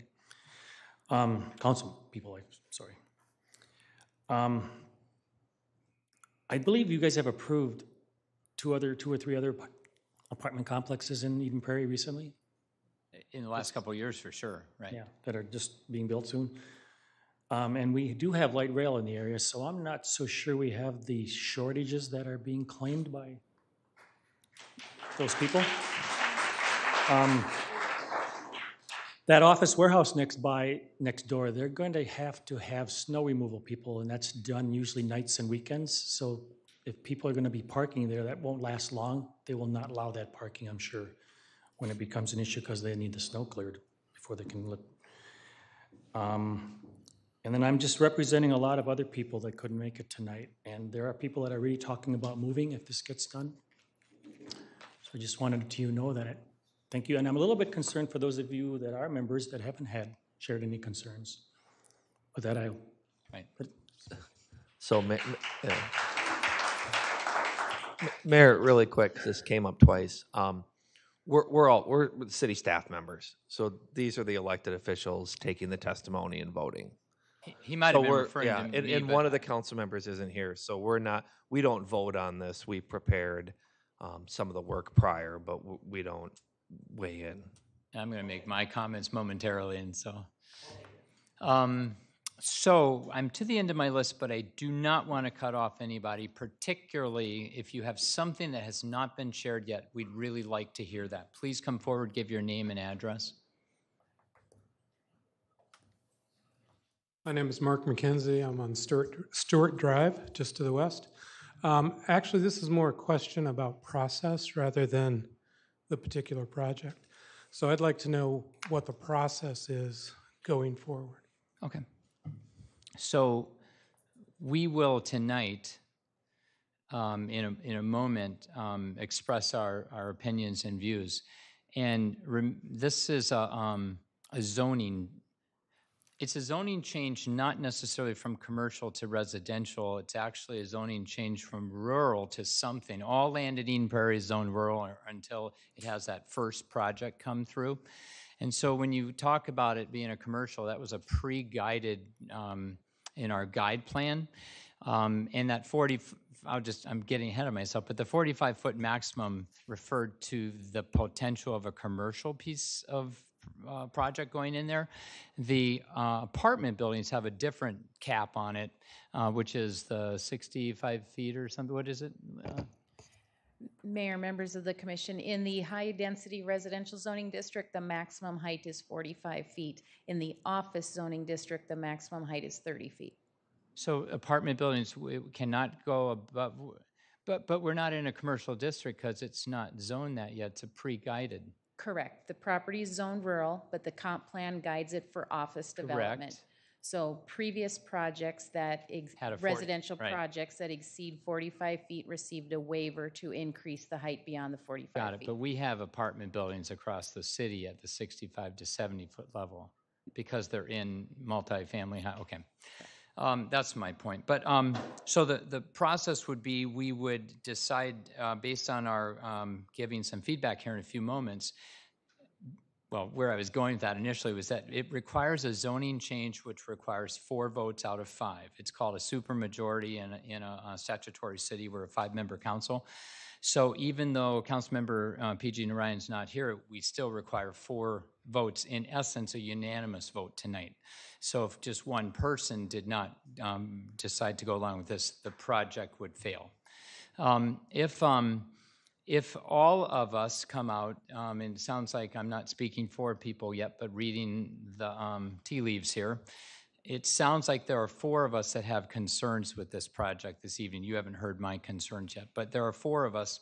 And that being said, we would then probably, I'll turn it back to our attorney and or city manager, and the proponent can go away and decide to come back with some revisions. If they heard us, they could go away and decide they can't make it work. Then it just either never comes back or it comes back in a revised form. You would all be noticed again. Depending on the changes, it might have to go through the whole process again, which means it would go through staff, planning commission, back to council. So I don't know if that explains what you were looking for, but that's the process of tonight. Does that explain enough? Yeah, I think so. Okay. So I want to clarify a few things here, and then I'd like if you, maybe I'll go backwards this time, start with Councilmember Freiberg, and actually ask where you're sitting this evening with how you would vote, because you've shared your opinions. So, Mayor, can I jump in really quick? Please. You still have the public hearing open. We do. So you might want to ask if there's anybody who wasn't on the list, if they would like to speak. I did ask that, and I didn't follow through, and I don't want to start talking until we close it. I'm here to help. Thank you.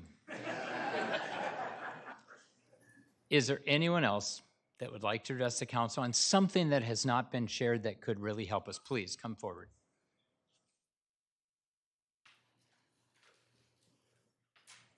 Thank you so much.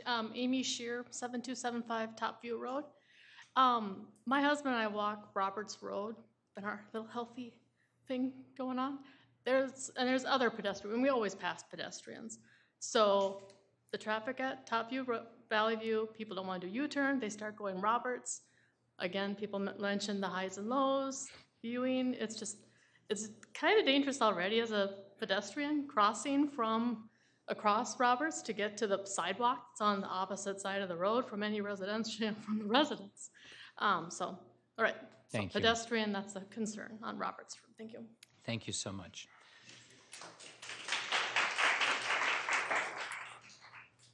Is there anyone else that would like to share something that hasn't been shared yet? Go ahead and get on deck. Let's give Ryan something to think about. Valley View or Roberts Drive and Topview are a mess. Topview exists because you need to get emergency vehicles up into that neighborhood. Roberts Drive used to be Valley View. It used to be a county road. Can we get signage on Roberts and on Topview? Local residents only. Would that help some of this traffic? Can you even do it? And yep. Kathy Nelson, your point on EVs, good point, but it's going to change real quick. They're going to need more. Yeah, thank you. Thank you. Go ahead. I just have a process question. So if it votes no and they go through with revisions, is it going to go back to the 500-foot community, or is it going to be to the whole neighborhood? Knowing this tonight, we would absolutely ask that it be noticed beyond 500. We try to do what's right for what we feel is the neighborhood. This clearly should have been 1,000 or something. We try to do that in instances where we can anticipate. So it would go above the 500, I'm sure. Thank you. So Julie, we'll make note of that. Yes, come forward. Thank you. Give your name and yeah, I should ask that of each person. Name and address. If you're not signed up, that would be helpful for our minutes. Thank you so much. I'm Karen. I live on Anderson Lakes Parkway. Karen Keeling, right? Yes. Yes, sir. And I have a question because last meeting I went to, I asked about the EAW about this project, and you did say that, yes, there was going to be an EAW. However, this meeting, they said no. So I don't understand what's going on here. I don't remember. So There this, was a meeting I went to I think she's a talking while about the back, planning and I commission. asked oh, flat out. planning commission, because we've not had Yeah, that because it was, question. oh yeah, So I don't know Julie if can you were answer it. here. I wouldn't have been at a planning No, commission. so I don't think you were here, but I did ask, and they said Yeah, yes. you're talking about the planning commission meeting, so Yeah, I'm and I not asked if there was an- Julie, do you want to can answer that? I asked if there was an EAW on this particular project, and you said yes, yes, yes, yes. And it's like, good. Julie, go ahead and. So I don't understand why there is no EAW on this one. Mayor, members of the council, at the Planning Commission meeting, the question was raised about whether or not an EAW was performed for this project, and the response that was provided was the same response that you received this evening, is that the project, as it's proposed, does not trigger the thresholds that require an environmental assessment and review. There's a tape of that meeting if you had Right, questions. no, I just remember clearly that you all said, yes, there's an Yeah, EAW. well, it's not us because we weren't there, but there's also a Right. tape of the meeting, so. Yeah, but I Which remember would confirm clearly that that- there was a yes. Got it. Thank you, and Thank you. just don't rezone it. Thanks. It makes things a lot easier. Thank you.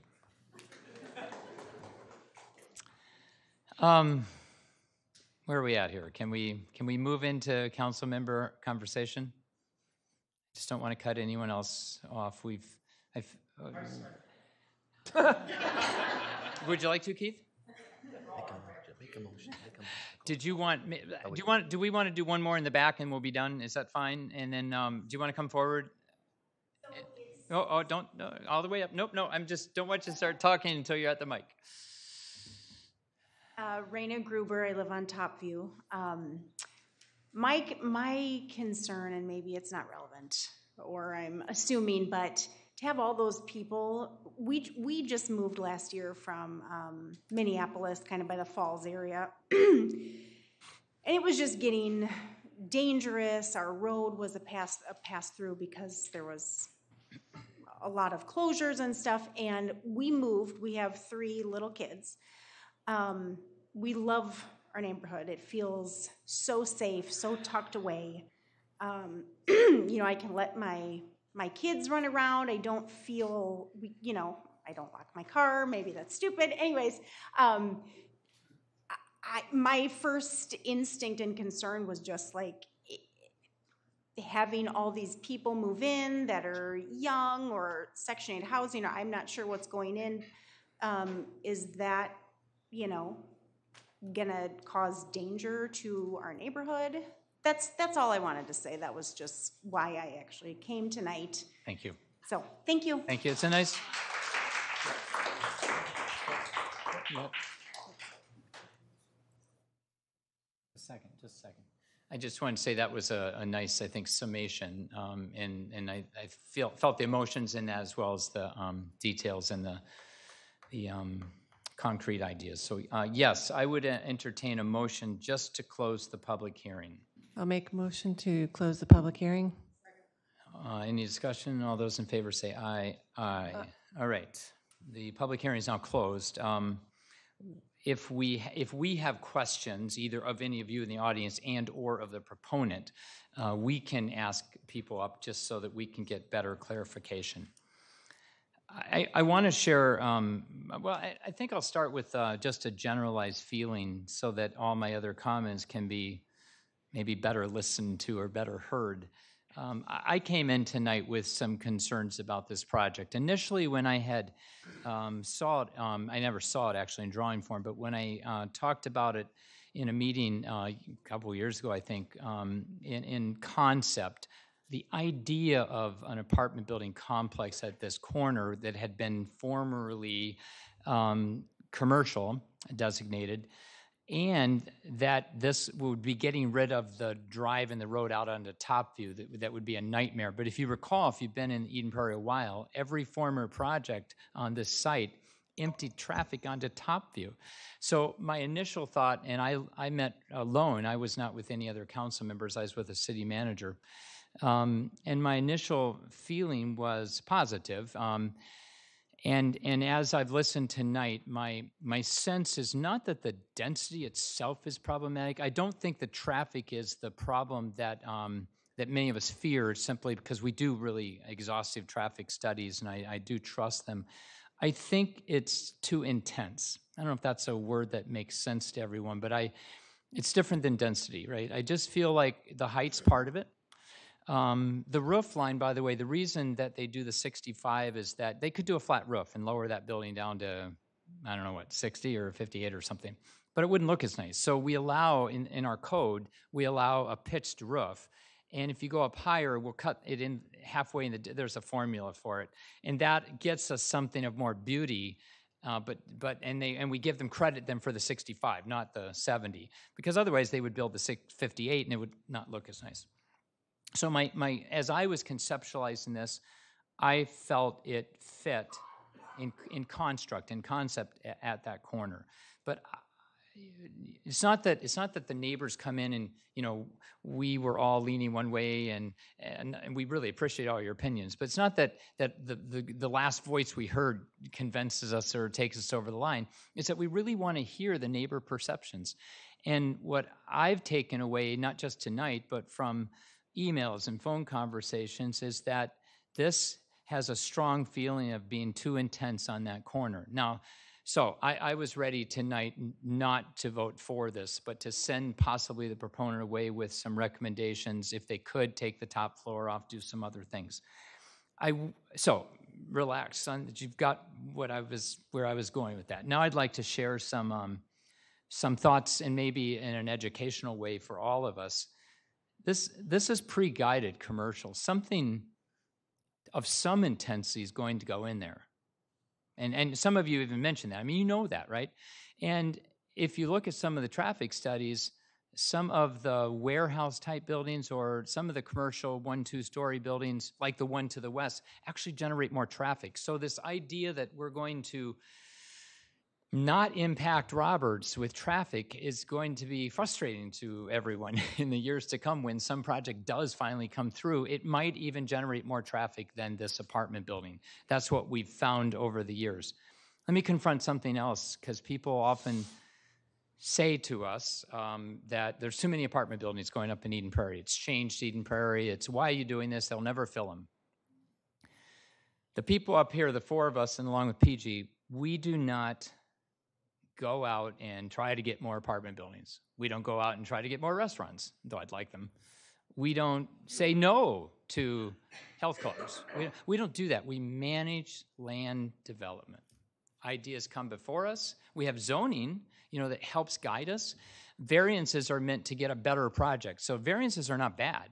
I mean, I know many of you are like, way too many variances here. They're not bad if they help a better project that benefits the city by maybe more open space land, maybe more trees saved if we give a variance to move the parking lot. You know, variances are a tool that we use to make a better project. So don't get in your head that variances alone are a bad thing.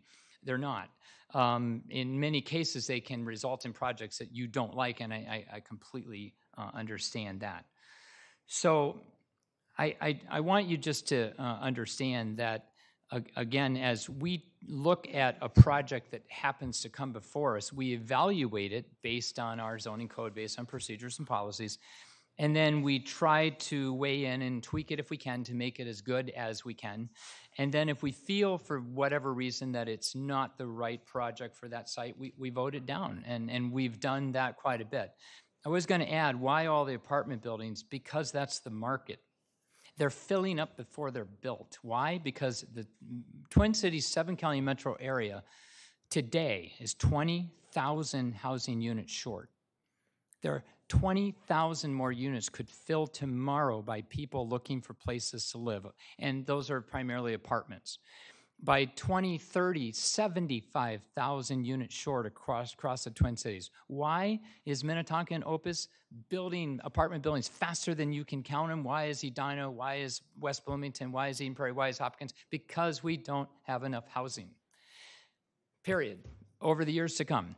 And it's not a question, oh, Eden Prairie's done its share or something like that. It's about the 7-county metro area that's going to grow 1 million people in the next 10 years. We're not going to be able to build walls, or, you know, that's what's moving in. So when a piece of land is open and a developer comes, they're being driven by the market. And that's why did we get all these cul-de-sacs that are really badly organized and hard to get around Eden Prairie back in the 80s because everybody wanted a half-acre lot on a cul-de-sac. That was the market. That was not pre-planned, by the way. Eden Prairie was planned as a grid system like St. Louis Park. We were supposed to have 95,000 people predicted for today back in 1970. But that never happened. Why? Because of the market. So the market is leading us now with apartment buildings. We're doing it strategically. We're building them around transit-oriented development sites with LRT. I think we're doing the right thing. The mall is thrilled right now because it's one of the most run and successful malls, second only to the Mall of America is what I've been told by some consultants that have been meeting with us.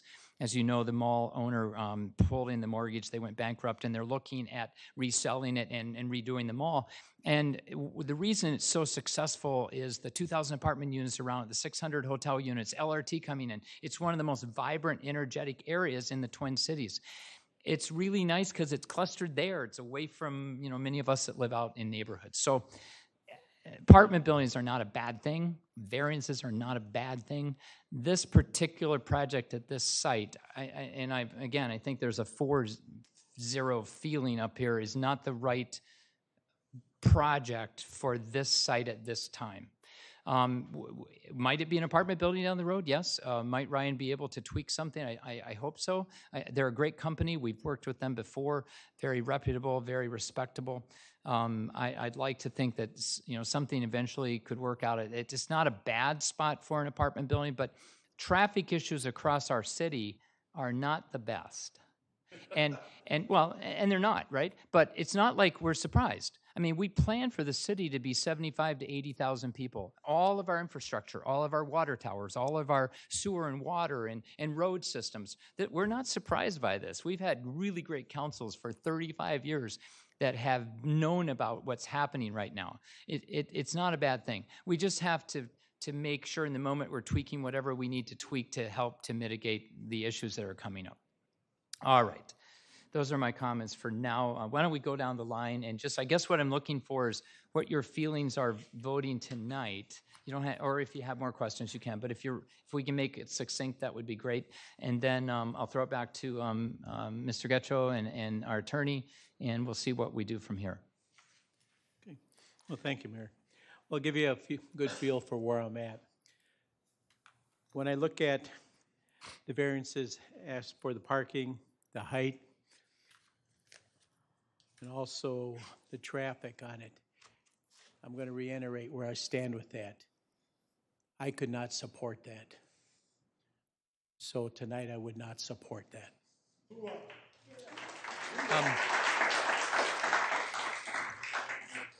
I appreciate the enthusiasm, and I don't blame you in the slightest.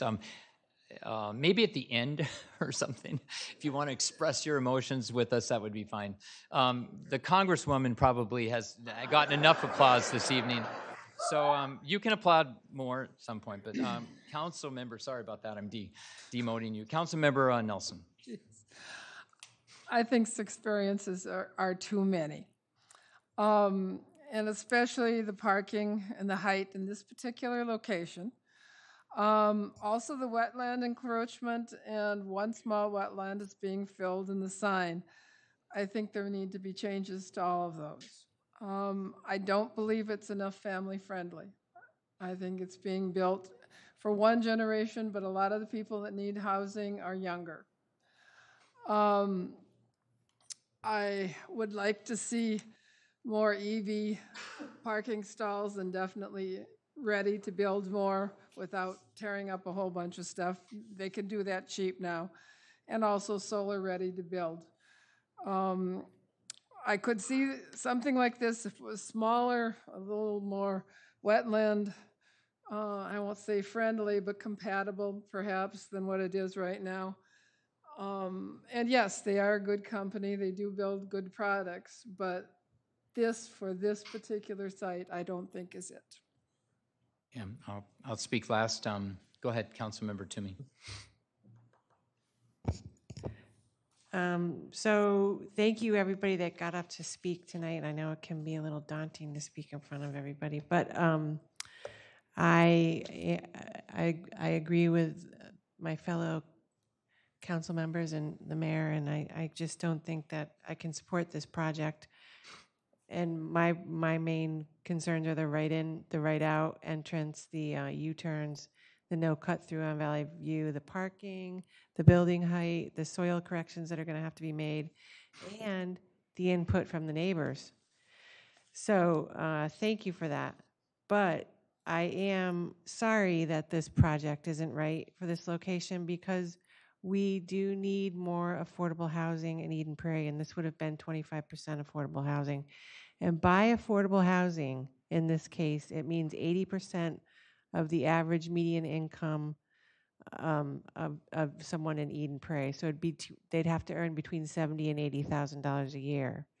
So I just want to also remind you that this is private property, and it's been for sale for a while, and it's going to hopefully be developed into something. It's just that this particular project isn't right for this spot. But thank you. So I concur with all my colleagues tonight as well. I think for me, if I was to meet with Ryan, if you wish, or meet with our city manager after this, I think that top floor, if it was removed, would solve a lot of the issues that many of you mentioned. Sightlines would change completely and disappear and not be seen from up on Roberts. Parking would go away as an issue if you lowered the number of units from 200 to 160 or something. Now, the reality is that it is a hard site. There's a lot of, I don't know a lot about development, but over the years I've heard developers speak a lot of the costs to actually get the building before you even put a pound of concrete in the ground, just preparing the soil. That removal of soil and moving soil back in is terribly expensive. So there's a lot of expense to the site. If we turn down an apartment type building, again, we may get, be careful what you wish for, whatever. We may get some type of a one-story, some commercial or something that generates actually more traffic. But again, I think that removing the top floor would solve a whole lot of issues. It may make the project not tenable or not workable. I want to underscore the affordable piece, because we end up educating this all the time with so many Eden Prairie people, and I get it because of the perception. A lot of it's perceptions of Section 8 housing or perception of the word subsidized, whatever that means, to different people. But affordable housing is structurally subsidized, meaning it's within the building of the initial development itself, and it allows for units in perpetuity, or sometimes 20 years or 30 years, to be rented at reduced rates to people who qualify. And you can have 30% AMI, 50% AMI, which is average median income. So if our median income is $90,000 for a family of four, whatever it is in our county, then you would take percentages of that. So we are talking people that make, well, you said 70, but 60, 70, $75,000 a year can't find places to live that they can afford. That's what this affordable subsidized housing is. So think about people in your lives, the police officer that stops you, the teacher that hopefully doesn't stop, well, stops you to say hi, the teacher of your child, and I'm a retired teacher, as you know. It's the jobs that we value. Probably 90% of our city workers, the guy, the woman that clears your street of snow. I mean, it's the people that work for you can't afford to live in this town. That's why we're working hard to get as many affordable units as part of these brand new market rate apartment buildings. So we were excited about having 40 to 50 units of affordable at the 80% AMI, which is very high. Sometimes we've been getting down to 50, a couple buildings down to 30. They're very difficult. They're very expensive, you can imagine, because it's structural costs within the development process. So I just wanted to clarify that. Council. Actually, I was going to turn it back to Mr. Getchell. So there's not the votes here tonight, Mr. Getchell. So, and in fact, it feels like a 4-0 to, if we were to take the vote. Is there another path forward here that we send the developer away, or do we connect with the developer now? What's the? Sure, Mayor, I can talk a little bit about process, and I'm not sure if they want to have another comment after the public hearing and all the council commentary, if the mayor wanted Ryan to have Absolutely. like with next steps. Real quick on process, I just want to clarify some earlier commentary. So on zoning, it is a simple majority to approve most zoning, with the exception of moving from residential, actually going from residential to commercial or industrial. That's a super majority. The zoning piece would have just required 3 votes. Okay. It's, and you've mentioned this, the comprehensive plan, what guides a site is to office. It's zoned rural. That needs the 4 out of 5 votes. So it's the comprehensive plan amendment that needs the 4 votes. Okay. The city has until the end of September to act on the application. According to state law, if the city does not vote up or down on the application, it would automatically be approved. So the recommendation would be that the city attorney and staff would prepare,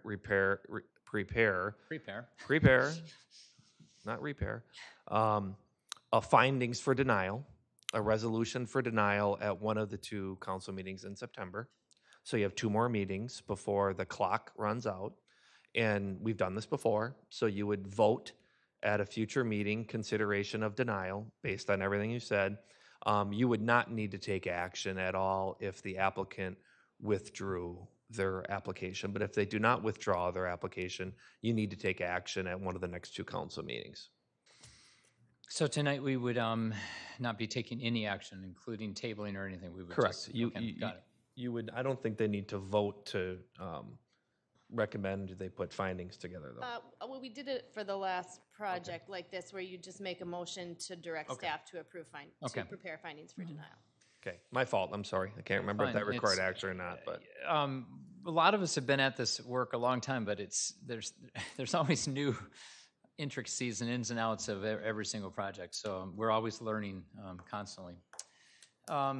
Okay, council, anything further then, if not, I would entertain in a moment a motion then to direct staff to develop findings of denial. So council, anything else you need to question or say, or, so is there someone that would make that motion? Yeah. I would like to make a motion to direct staff to find the findings of denial as the project stands. Is there a second? Second. Is there any further discussion? All those in favor say aye. Aye. All right. Thank you, seriously. Thank you for several reasons. Number one, you care about the city. You care about your neighborhood, but you care about the city. Appreciate that. Second, you care enough to come here tonight. We, we have a lot of meetings, believe it or not, where there's no, well, not too many, but 2 or 3 where there's no one here. And we hope that people are watching on TV. And we don't mind being here without people. It's just that it clearly, when we can connect with our residents, it's more powerful. So thank you for that. And then I encourage you to stay in contact with us. I appreciate we all are available. Please, I try to return every phone call. I return every email. Yes, thank you so much, Tony. I'm going to let you speak in just a second. We try to return every email, so we are accessible and available. Please use that. I'm so sorry. I will now give the floor over to some final comments by Ryan. It seems peculiar that action was taken prior to us being provided some comments, but we could talk to the city manager. Okay. Do you want to come up and? That's correct. Mayor Case, members of the council, thanks for one more minute. I just was sharing with the city manager, we typically have a chance to respond to comments and questions that were asked in the public testimony that wasn't provided before action was taken. We can talk with the city manager about process. Actually, Mayor, I just want to condemn you for pointing out a couple of things in your remarks. I took them to heart, and you and I have spent a lot of time in the creation of housing space. We are in a housing crisis. It is as bad as any crisis that we're dealing with, and if we don't deal with it at a regional level, I think our whole market is doomed to have housing failure. We're starting to see that breakdown. I appreciate that you mentioned that. The variance process is, and the ability to get a variance is part of the code. It is impossible for code to be written to take every building circumstance into account. We do not want to get variances. It makes our job a lot easier. It makes the development situation an unknown. And we strive to ask for as few variances as possible while still delivering the best project in the city that we possibly can. Related to existing conditions, we wish there was less traffic out there. We wish there weren't problems with U-turns right now, but we don't even have a project. So we are trying to come in and make a significant investment in the city of Eden Prairie that we spent a lot of time on, and we are just taken aback by the timing and the process. And so I probably won't get any applause tonight, but the one thing I might get a little applause for is that we had a failure of process across the board. It was a failure of process to the neighbors that were unprepared and showed up because they hadn't had a chance to weigh in earlier. We could have heard that feedback and made plans. This team has invested thousands of hours and hundreds of thousands of dollars to try to improve the tax base of Eden Prairie and provide housing. I'm responsible for this team. This team has spent almost a year of time. We got feedback from the Plan Commission that directed us to put the throttle down and continue that investment. And we're here tonight shocked and surprised by what we're hearing. And that's not because we want to be a bad neighbor. It's not because we want to do bad things. It's because we were at the precipice of starting a project. And literally, we were shocked by what we've heard tonight. And it's clearly from heartfelt neighbors that are next to us that we want to do a good job for. So if there was anything tonight, it was a failure of process. We'd be thrilled to take into account things like exploring whether or not we can accommodate solar, exploring whether or not we can accommodate EV charging stations, to confirm our slopes don't awkwardly impact the wetlands, looking at family-friendly amenities. We are even opening to provide access only to the neighbors. If that sign will work and help the neighbors, we are open to it. It's the first we've heard of all of these comments, the first time. Now, we need to go back and make a determination as to where we invest our dollars and time to try to create great projects, and we are as confused as we've been since we've started on this a year ago. So we look forward to more dialogue with the city manager, with the city attorney, and with you, Mayor Case. I don't know that we can come back and accommodate a reduced story on the project. I don't think we can, but it won't be because we won't try. So I appreciate you giving me an extra minute. Thank you. And we certainly want to make more progress in Eden Prairie, as it's a great city. So thank you. Thank you.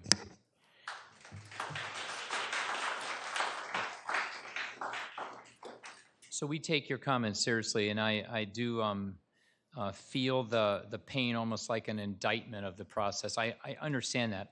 I feel trapped within democracy when it comes to that. Like I said earlier, we do our very best to communicate, to get people here, but we are all busy. I'm not blaming any of you any more than I don't know how the county spends their $2.7 billion. You know, I just trust or something until they put the gas station in my backyard, and then it's like, whoa. So I don't know what the answer is. Our process does seem flawed from this, right? To not have gotten somehow better. I don't know how to do that, right? But we're going to talk about it. I'm sure we'll take this back. I appreciate your comments very much. We do deeply respect your company. As I said, I like the idea of an apartment building being there. I like working with Ryan companies. We've worked with a lot of different companies. They're one of the best. So I want something someday to work here too. But so we'll just keep the conversation going. Again, I really appreciate all of you coming in. We still have a few items on our agenda, so you can stay. But if you need to sneak out, go ahead and do that. Thank you.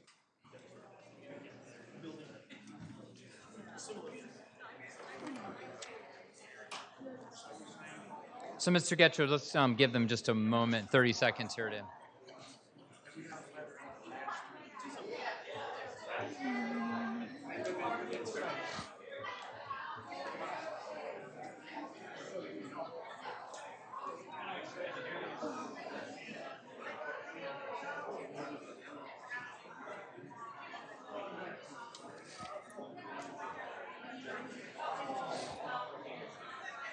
That was, yes. I agree.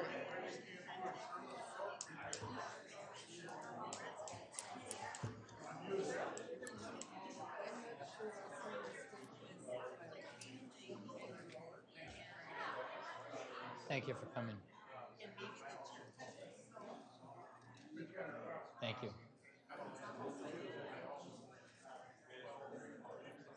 Oh. Housing crunch. Yeah, yeah. Thank you.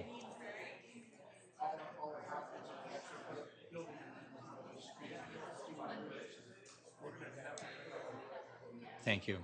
So we're going to move on to the next part of the meeting here. We do have a second public hearing, 2021 Consolidated Annual Performance and Evaluation Report. Mr. Getchell.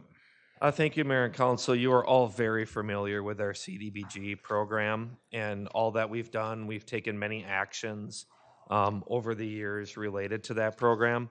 One new item that we have is our reports and our plans are not new, but now HUD is asking us, the City Council, to simply hold a public hearing, not take any action, but simply just hold a public hearing on our annual performance and evaluation report for, again, the work that we do with our CDBG funding. Jean Karshnia, who is our city employee in Community and Development Services, who commits most of her time to our CDBG program, is here to provide a really quick overview of our plan and report. Much of it will be, again, familiar to you because you are well aware of the projects that we use our CDBG funding for. But just the new twist here is following her brief presentation, you simply just hold a public hearing to take any public comments that anyone may have, and you don't need to take any other action. Got it. Proceed. Thank you. Mayor Case, council members, thank you for giving me the opportunity to speak to you tonight about the city's CDBG program. As an entitlement community, the city receives community development block grant funds directly from HUD. Our neighboring communities of Plymouth and Bloomington are also entitlement communities within the Hennepin County Consortium. We are part of the Hennepin County Consortium for purposes of the 5-year consolidated plan and the home funding. CDBG funds are subject to federal oversight. There are 2 reports that HUD requires every year. The annual action plan, which describes how we plan to use the CDBG funds for the upcoming year, and the CAPER, the Consolidated Annual Performance and Evaluation Report, which explains how we expended the CDBG funds during the previous year. Both of these reports require a public hearing to solicit input from the community. CDBG funds must be used to benefit low-mod income Eden Prairie residents. 15% of our yearly allocation can be used for public service programs, 20% for program administration, and then the remaining funds are used for housing programs. The city's housing programs that are supported with CDBG funds include housing rehab, our senior emergency repair program, our first-time homebuyer program, and affordable housing acquisition through WALT. The annual grant amount the city receives is determined by HUD using a statutory formula based on population, community need, and the age of the housing stock. The city's CDBG program follows a HUD-approved process that has been in place since the city became an entitlement community in 2006. The annual action plan process begins in January with an RFP process. The public hearing on the annual action plan is held in March, with the funding recommendations brought to the council for approval. Then in May, the plan is submitted to HUD, and in July 1st, our program year begins. In August, the city holds a second public hearing to solicit comments on its CAPER, which is submitted to HUD in September. The CAPER evaluates the city's performance over the previous fiscal year, which is currently the year that just ended June 30th of 2022, and it began on July 1st of 2021. During the 2021 program year, we expended funds for housing programs, public service, and administration. These CDBG funded programs provide Eden Prairie residents with the resources they need to achieve economic opportunities and stability. So thank you for giving me this time to give you a brief explanation update on this very important program that benefits all of Eden Prairie. And if you have any questions, I'm more than happy to answer them for you at this time. Council, anything? If not, then this is a public hearing. Yep. And anyone in the audience wishing to address us on this issue of the Consolidated Annual Performance and Evaluation Report, please come forward and share. Okay, so we don't even need to close the public hearing. Yeah, we do. Oh, sorry, I didn't see that. Is there a motion to close the public hearing? I'll move to close the public hearing. Is there a second? Second. All those in favor say aye. Aye. Aye, oppose. Okay, now we don't have to take any other action. All right. We really appreciate, by the way, those federal dollars coming through, $372,000 that we get to spend on people of Eden Prairie that in many cases are the most in need. So, all right, we have payment of claims. Are any items to question within the list of expenditures? No. Is there a motion to approve? I'll move for approval of payment of claims as submitted. Is there a second? Second. Any discussion? All those in favor say Roll aye. call. Roll call. Roll call. Like I said, roll call. Getting late. Roll call. Councilmember Freiberg. Aye. Councilmember Nelson. Aye. Councilmember Toomey. Aye. Mayor Case. Aye. Thank you, Councilmember Toomey, for catching that. Now, moving on to ordinances and resolutions, Mr. Getchell. Thank you, Mayor and council members. And this is something that we talked about briefly in one of our workshops, and that is the state of Minnesota, this recent legislative session, intentionally, unintentionally, there's a lot of discussion on that, legalized certain edible cannabis derived from hemp with a small amount of THC. And so the law now permits the sale of products statewide containing THC that could be edibles or beverages. They cannot contain more than 0.3% of any THC, no more than 5 milligrams of THC per serving or 50 milligrams of THC per package, nor can it be sold to anyone under the age of 21. So throughout the state of Minnesota, there are no regulations, and many cities are moving to license or regulate in their communities and cities the sale of THC. There probably will be a point at the next legislative session where a lot of other holes or kinks or areas of the legislation from a statewide level will need to be looked at, possibly including taxing the product and testing the product.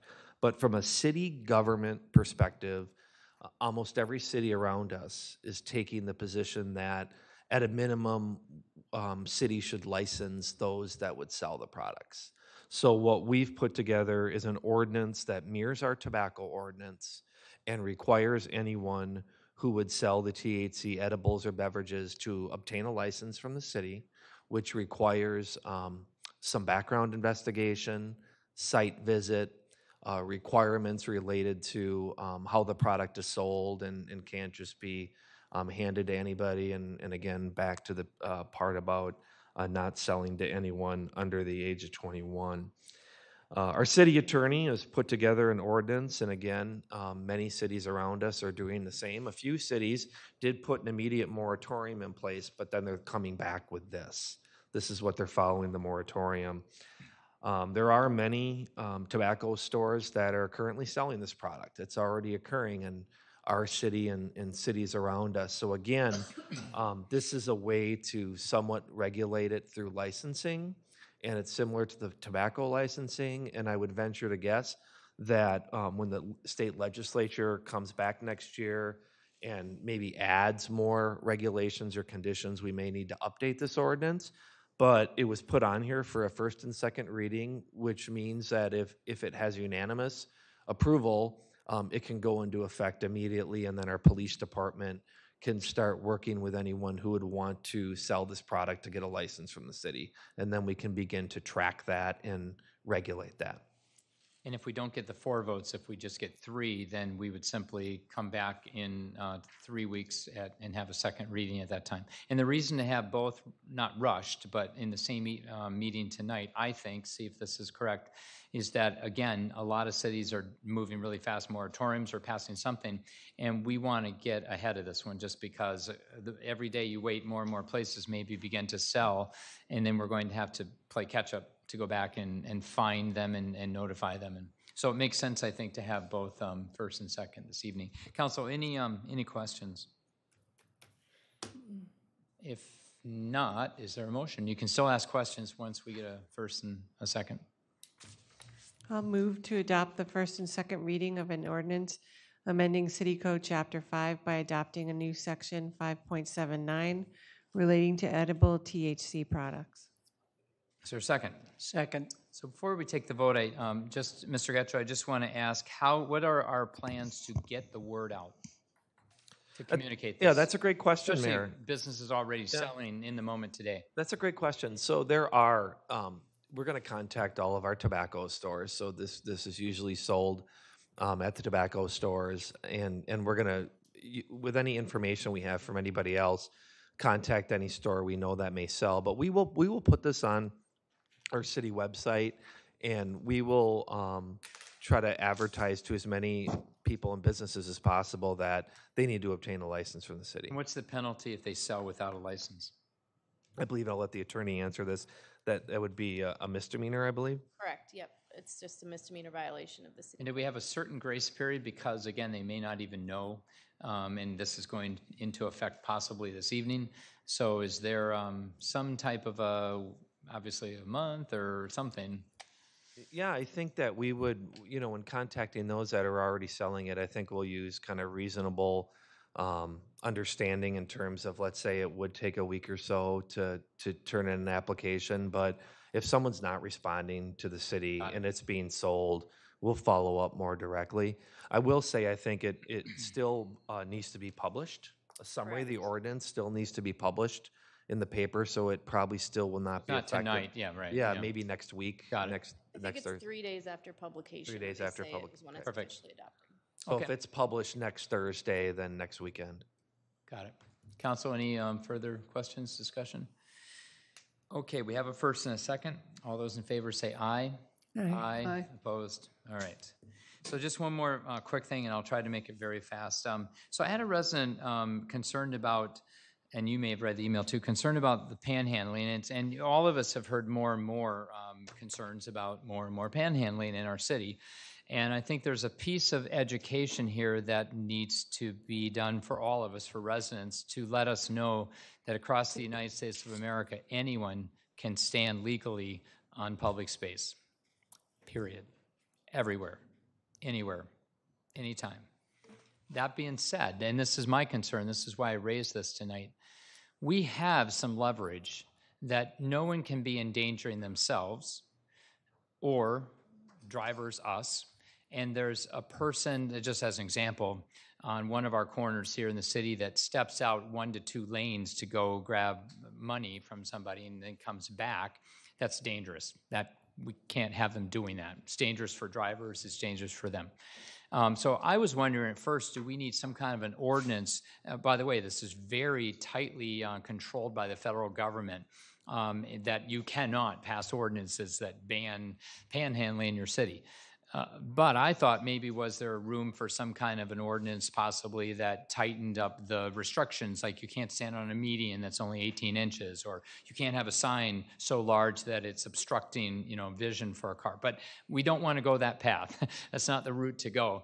And I think we have powers now within our police powers already to have the council, if you wish, I don't know if we direct or just say that we would like our police to be more assertive in safeguarding the safety of our panhandlers, meaning possibly removing them at times, and our public, so that we're not endangered as we're driving by or something happens. So I just wanted to raise that. Do you have any thoughts, council, on anything? Are you okay with that? Yeah, I did read it too, and it said that if they're acting aggressively towards people rather than just holding out a sign and Right. asking, that's where the line gets drawn, and so that's where our police would have something to do if someone reporting the situation where there was aggressiveness. Well, that was my concern, in that I guess we're going to need the line to stay gray, because my concern was, what are the lines, right? And what is aggressive? And how big is a big sign? And how small is a small median? And I guess we don't really want to get that precise. But we just want to have the police hear that the council picks up a whole lot of concerns. Again, we're educating to the public. We're not going to get rid of panhandling in Eden Prairie, nor any city that has it in this country. But I believe we need to be a little bit more assertive in, again, protecting them, but protecting us as well, and actually removing them. What I would like to see happen as well, and I've had discussions with Prop Shop and Prop, is that we have social service, and our own Megan Yurts. We've had our city employee. We've had social service people go out and actually talk to them and find out, are there things we can do? I mean, in many, many cases, they don't want help. They don't want a place to live. They have a place to live. They go back down to sometimes Minneapolis, we've found out. And so but we may want to have some kind of structures in place, not just to have them removed, but how can we help you? You know, what are you missing in your world and in your life right now that we might be able to reach out and help with? I don't have answers to that. But I want that to be part of the conversation too. But for now, it's that safety component of having people removed that are an endangerment to themselves and to the people of Eden Prairie. Okay, enough said there. So I think, anything else? All right. Is there anything else to come before the council this evening? I'll entertain a motion to adjourn. I'll make a motion to adjourn. Second. Any discussion? All those in favor say aye. Aye. Aye. Opposed, none. This meeting is adjourned.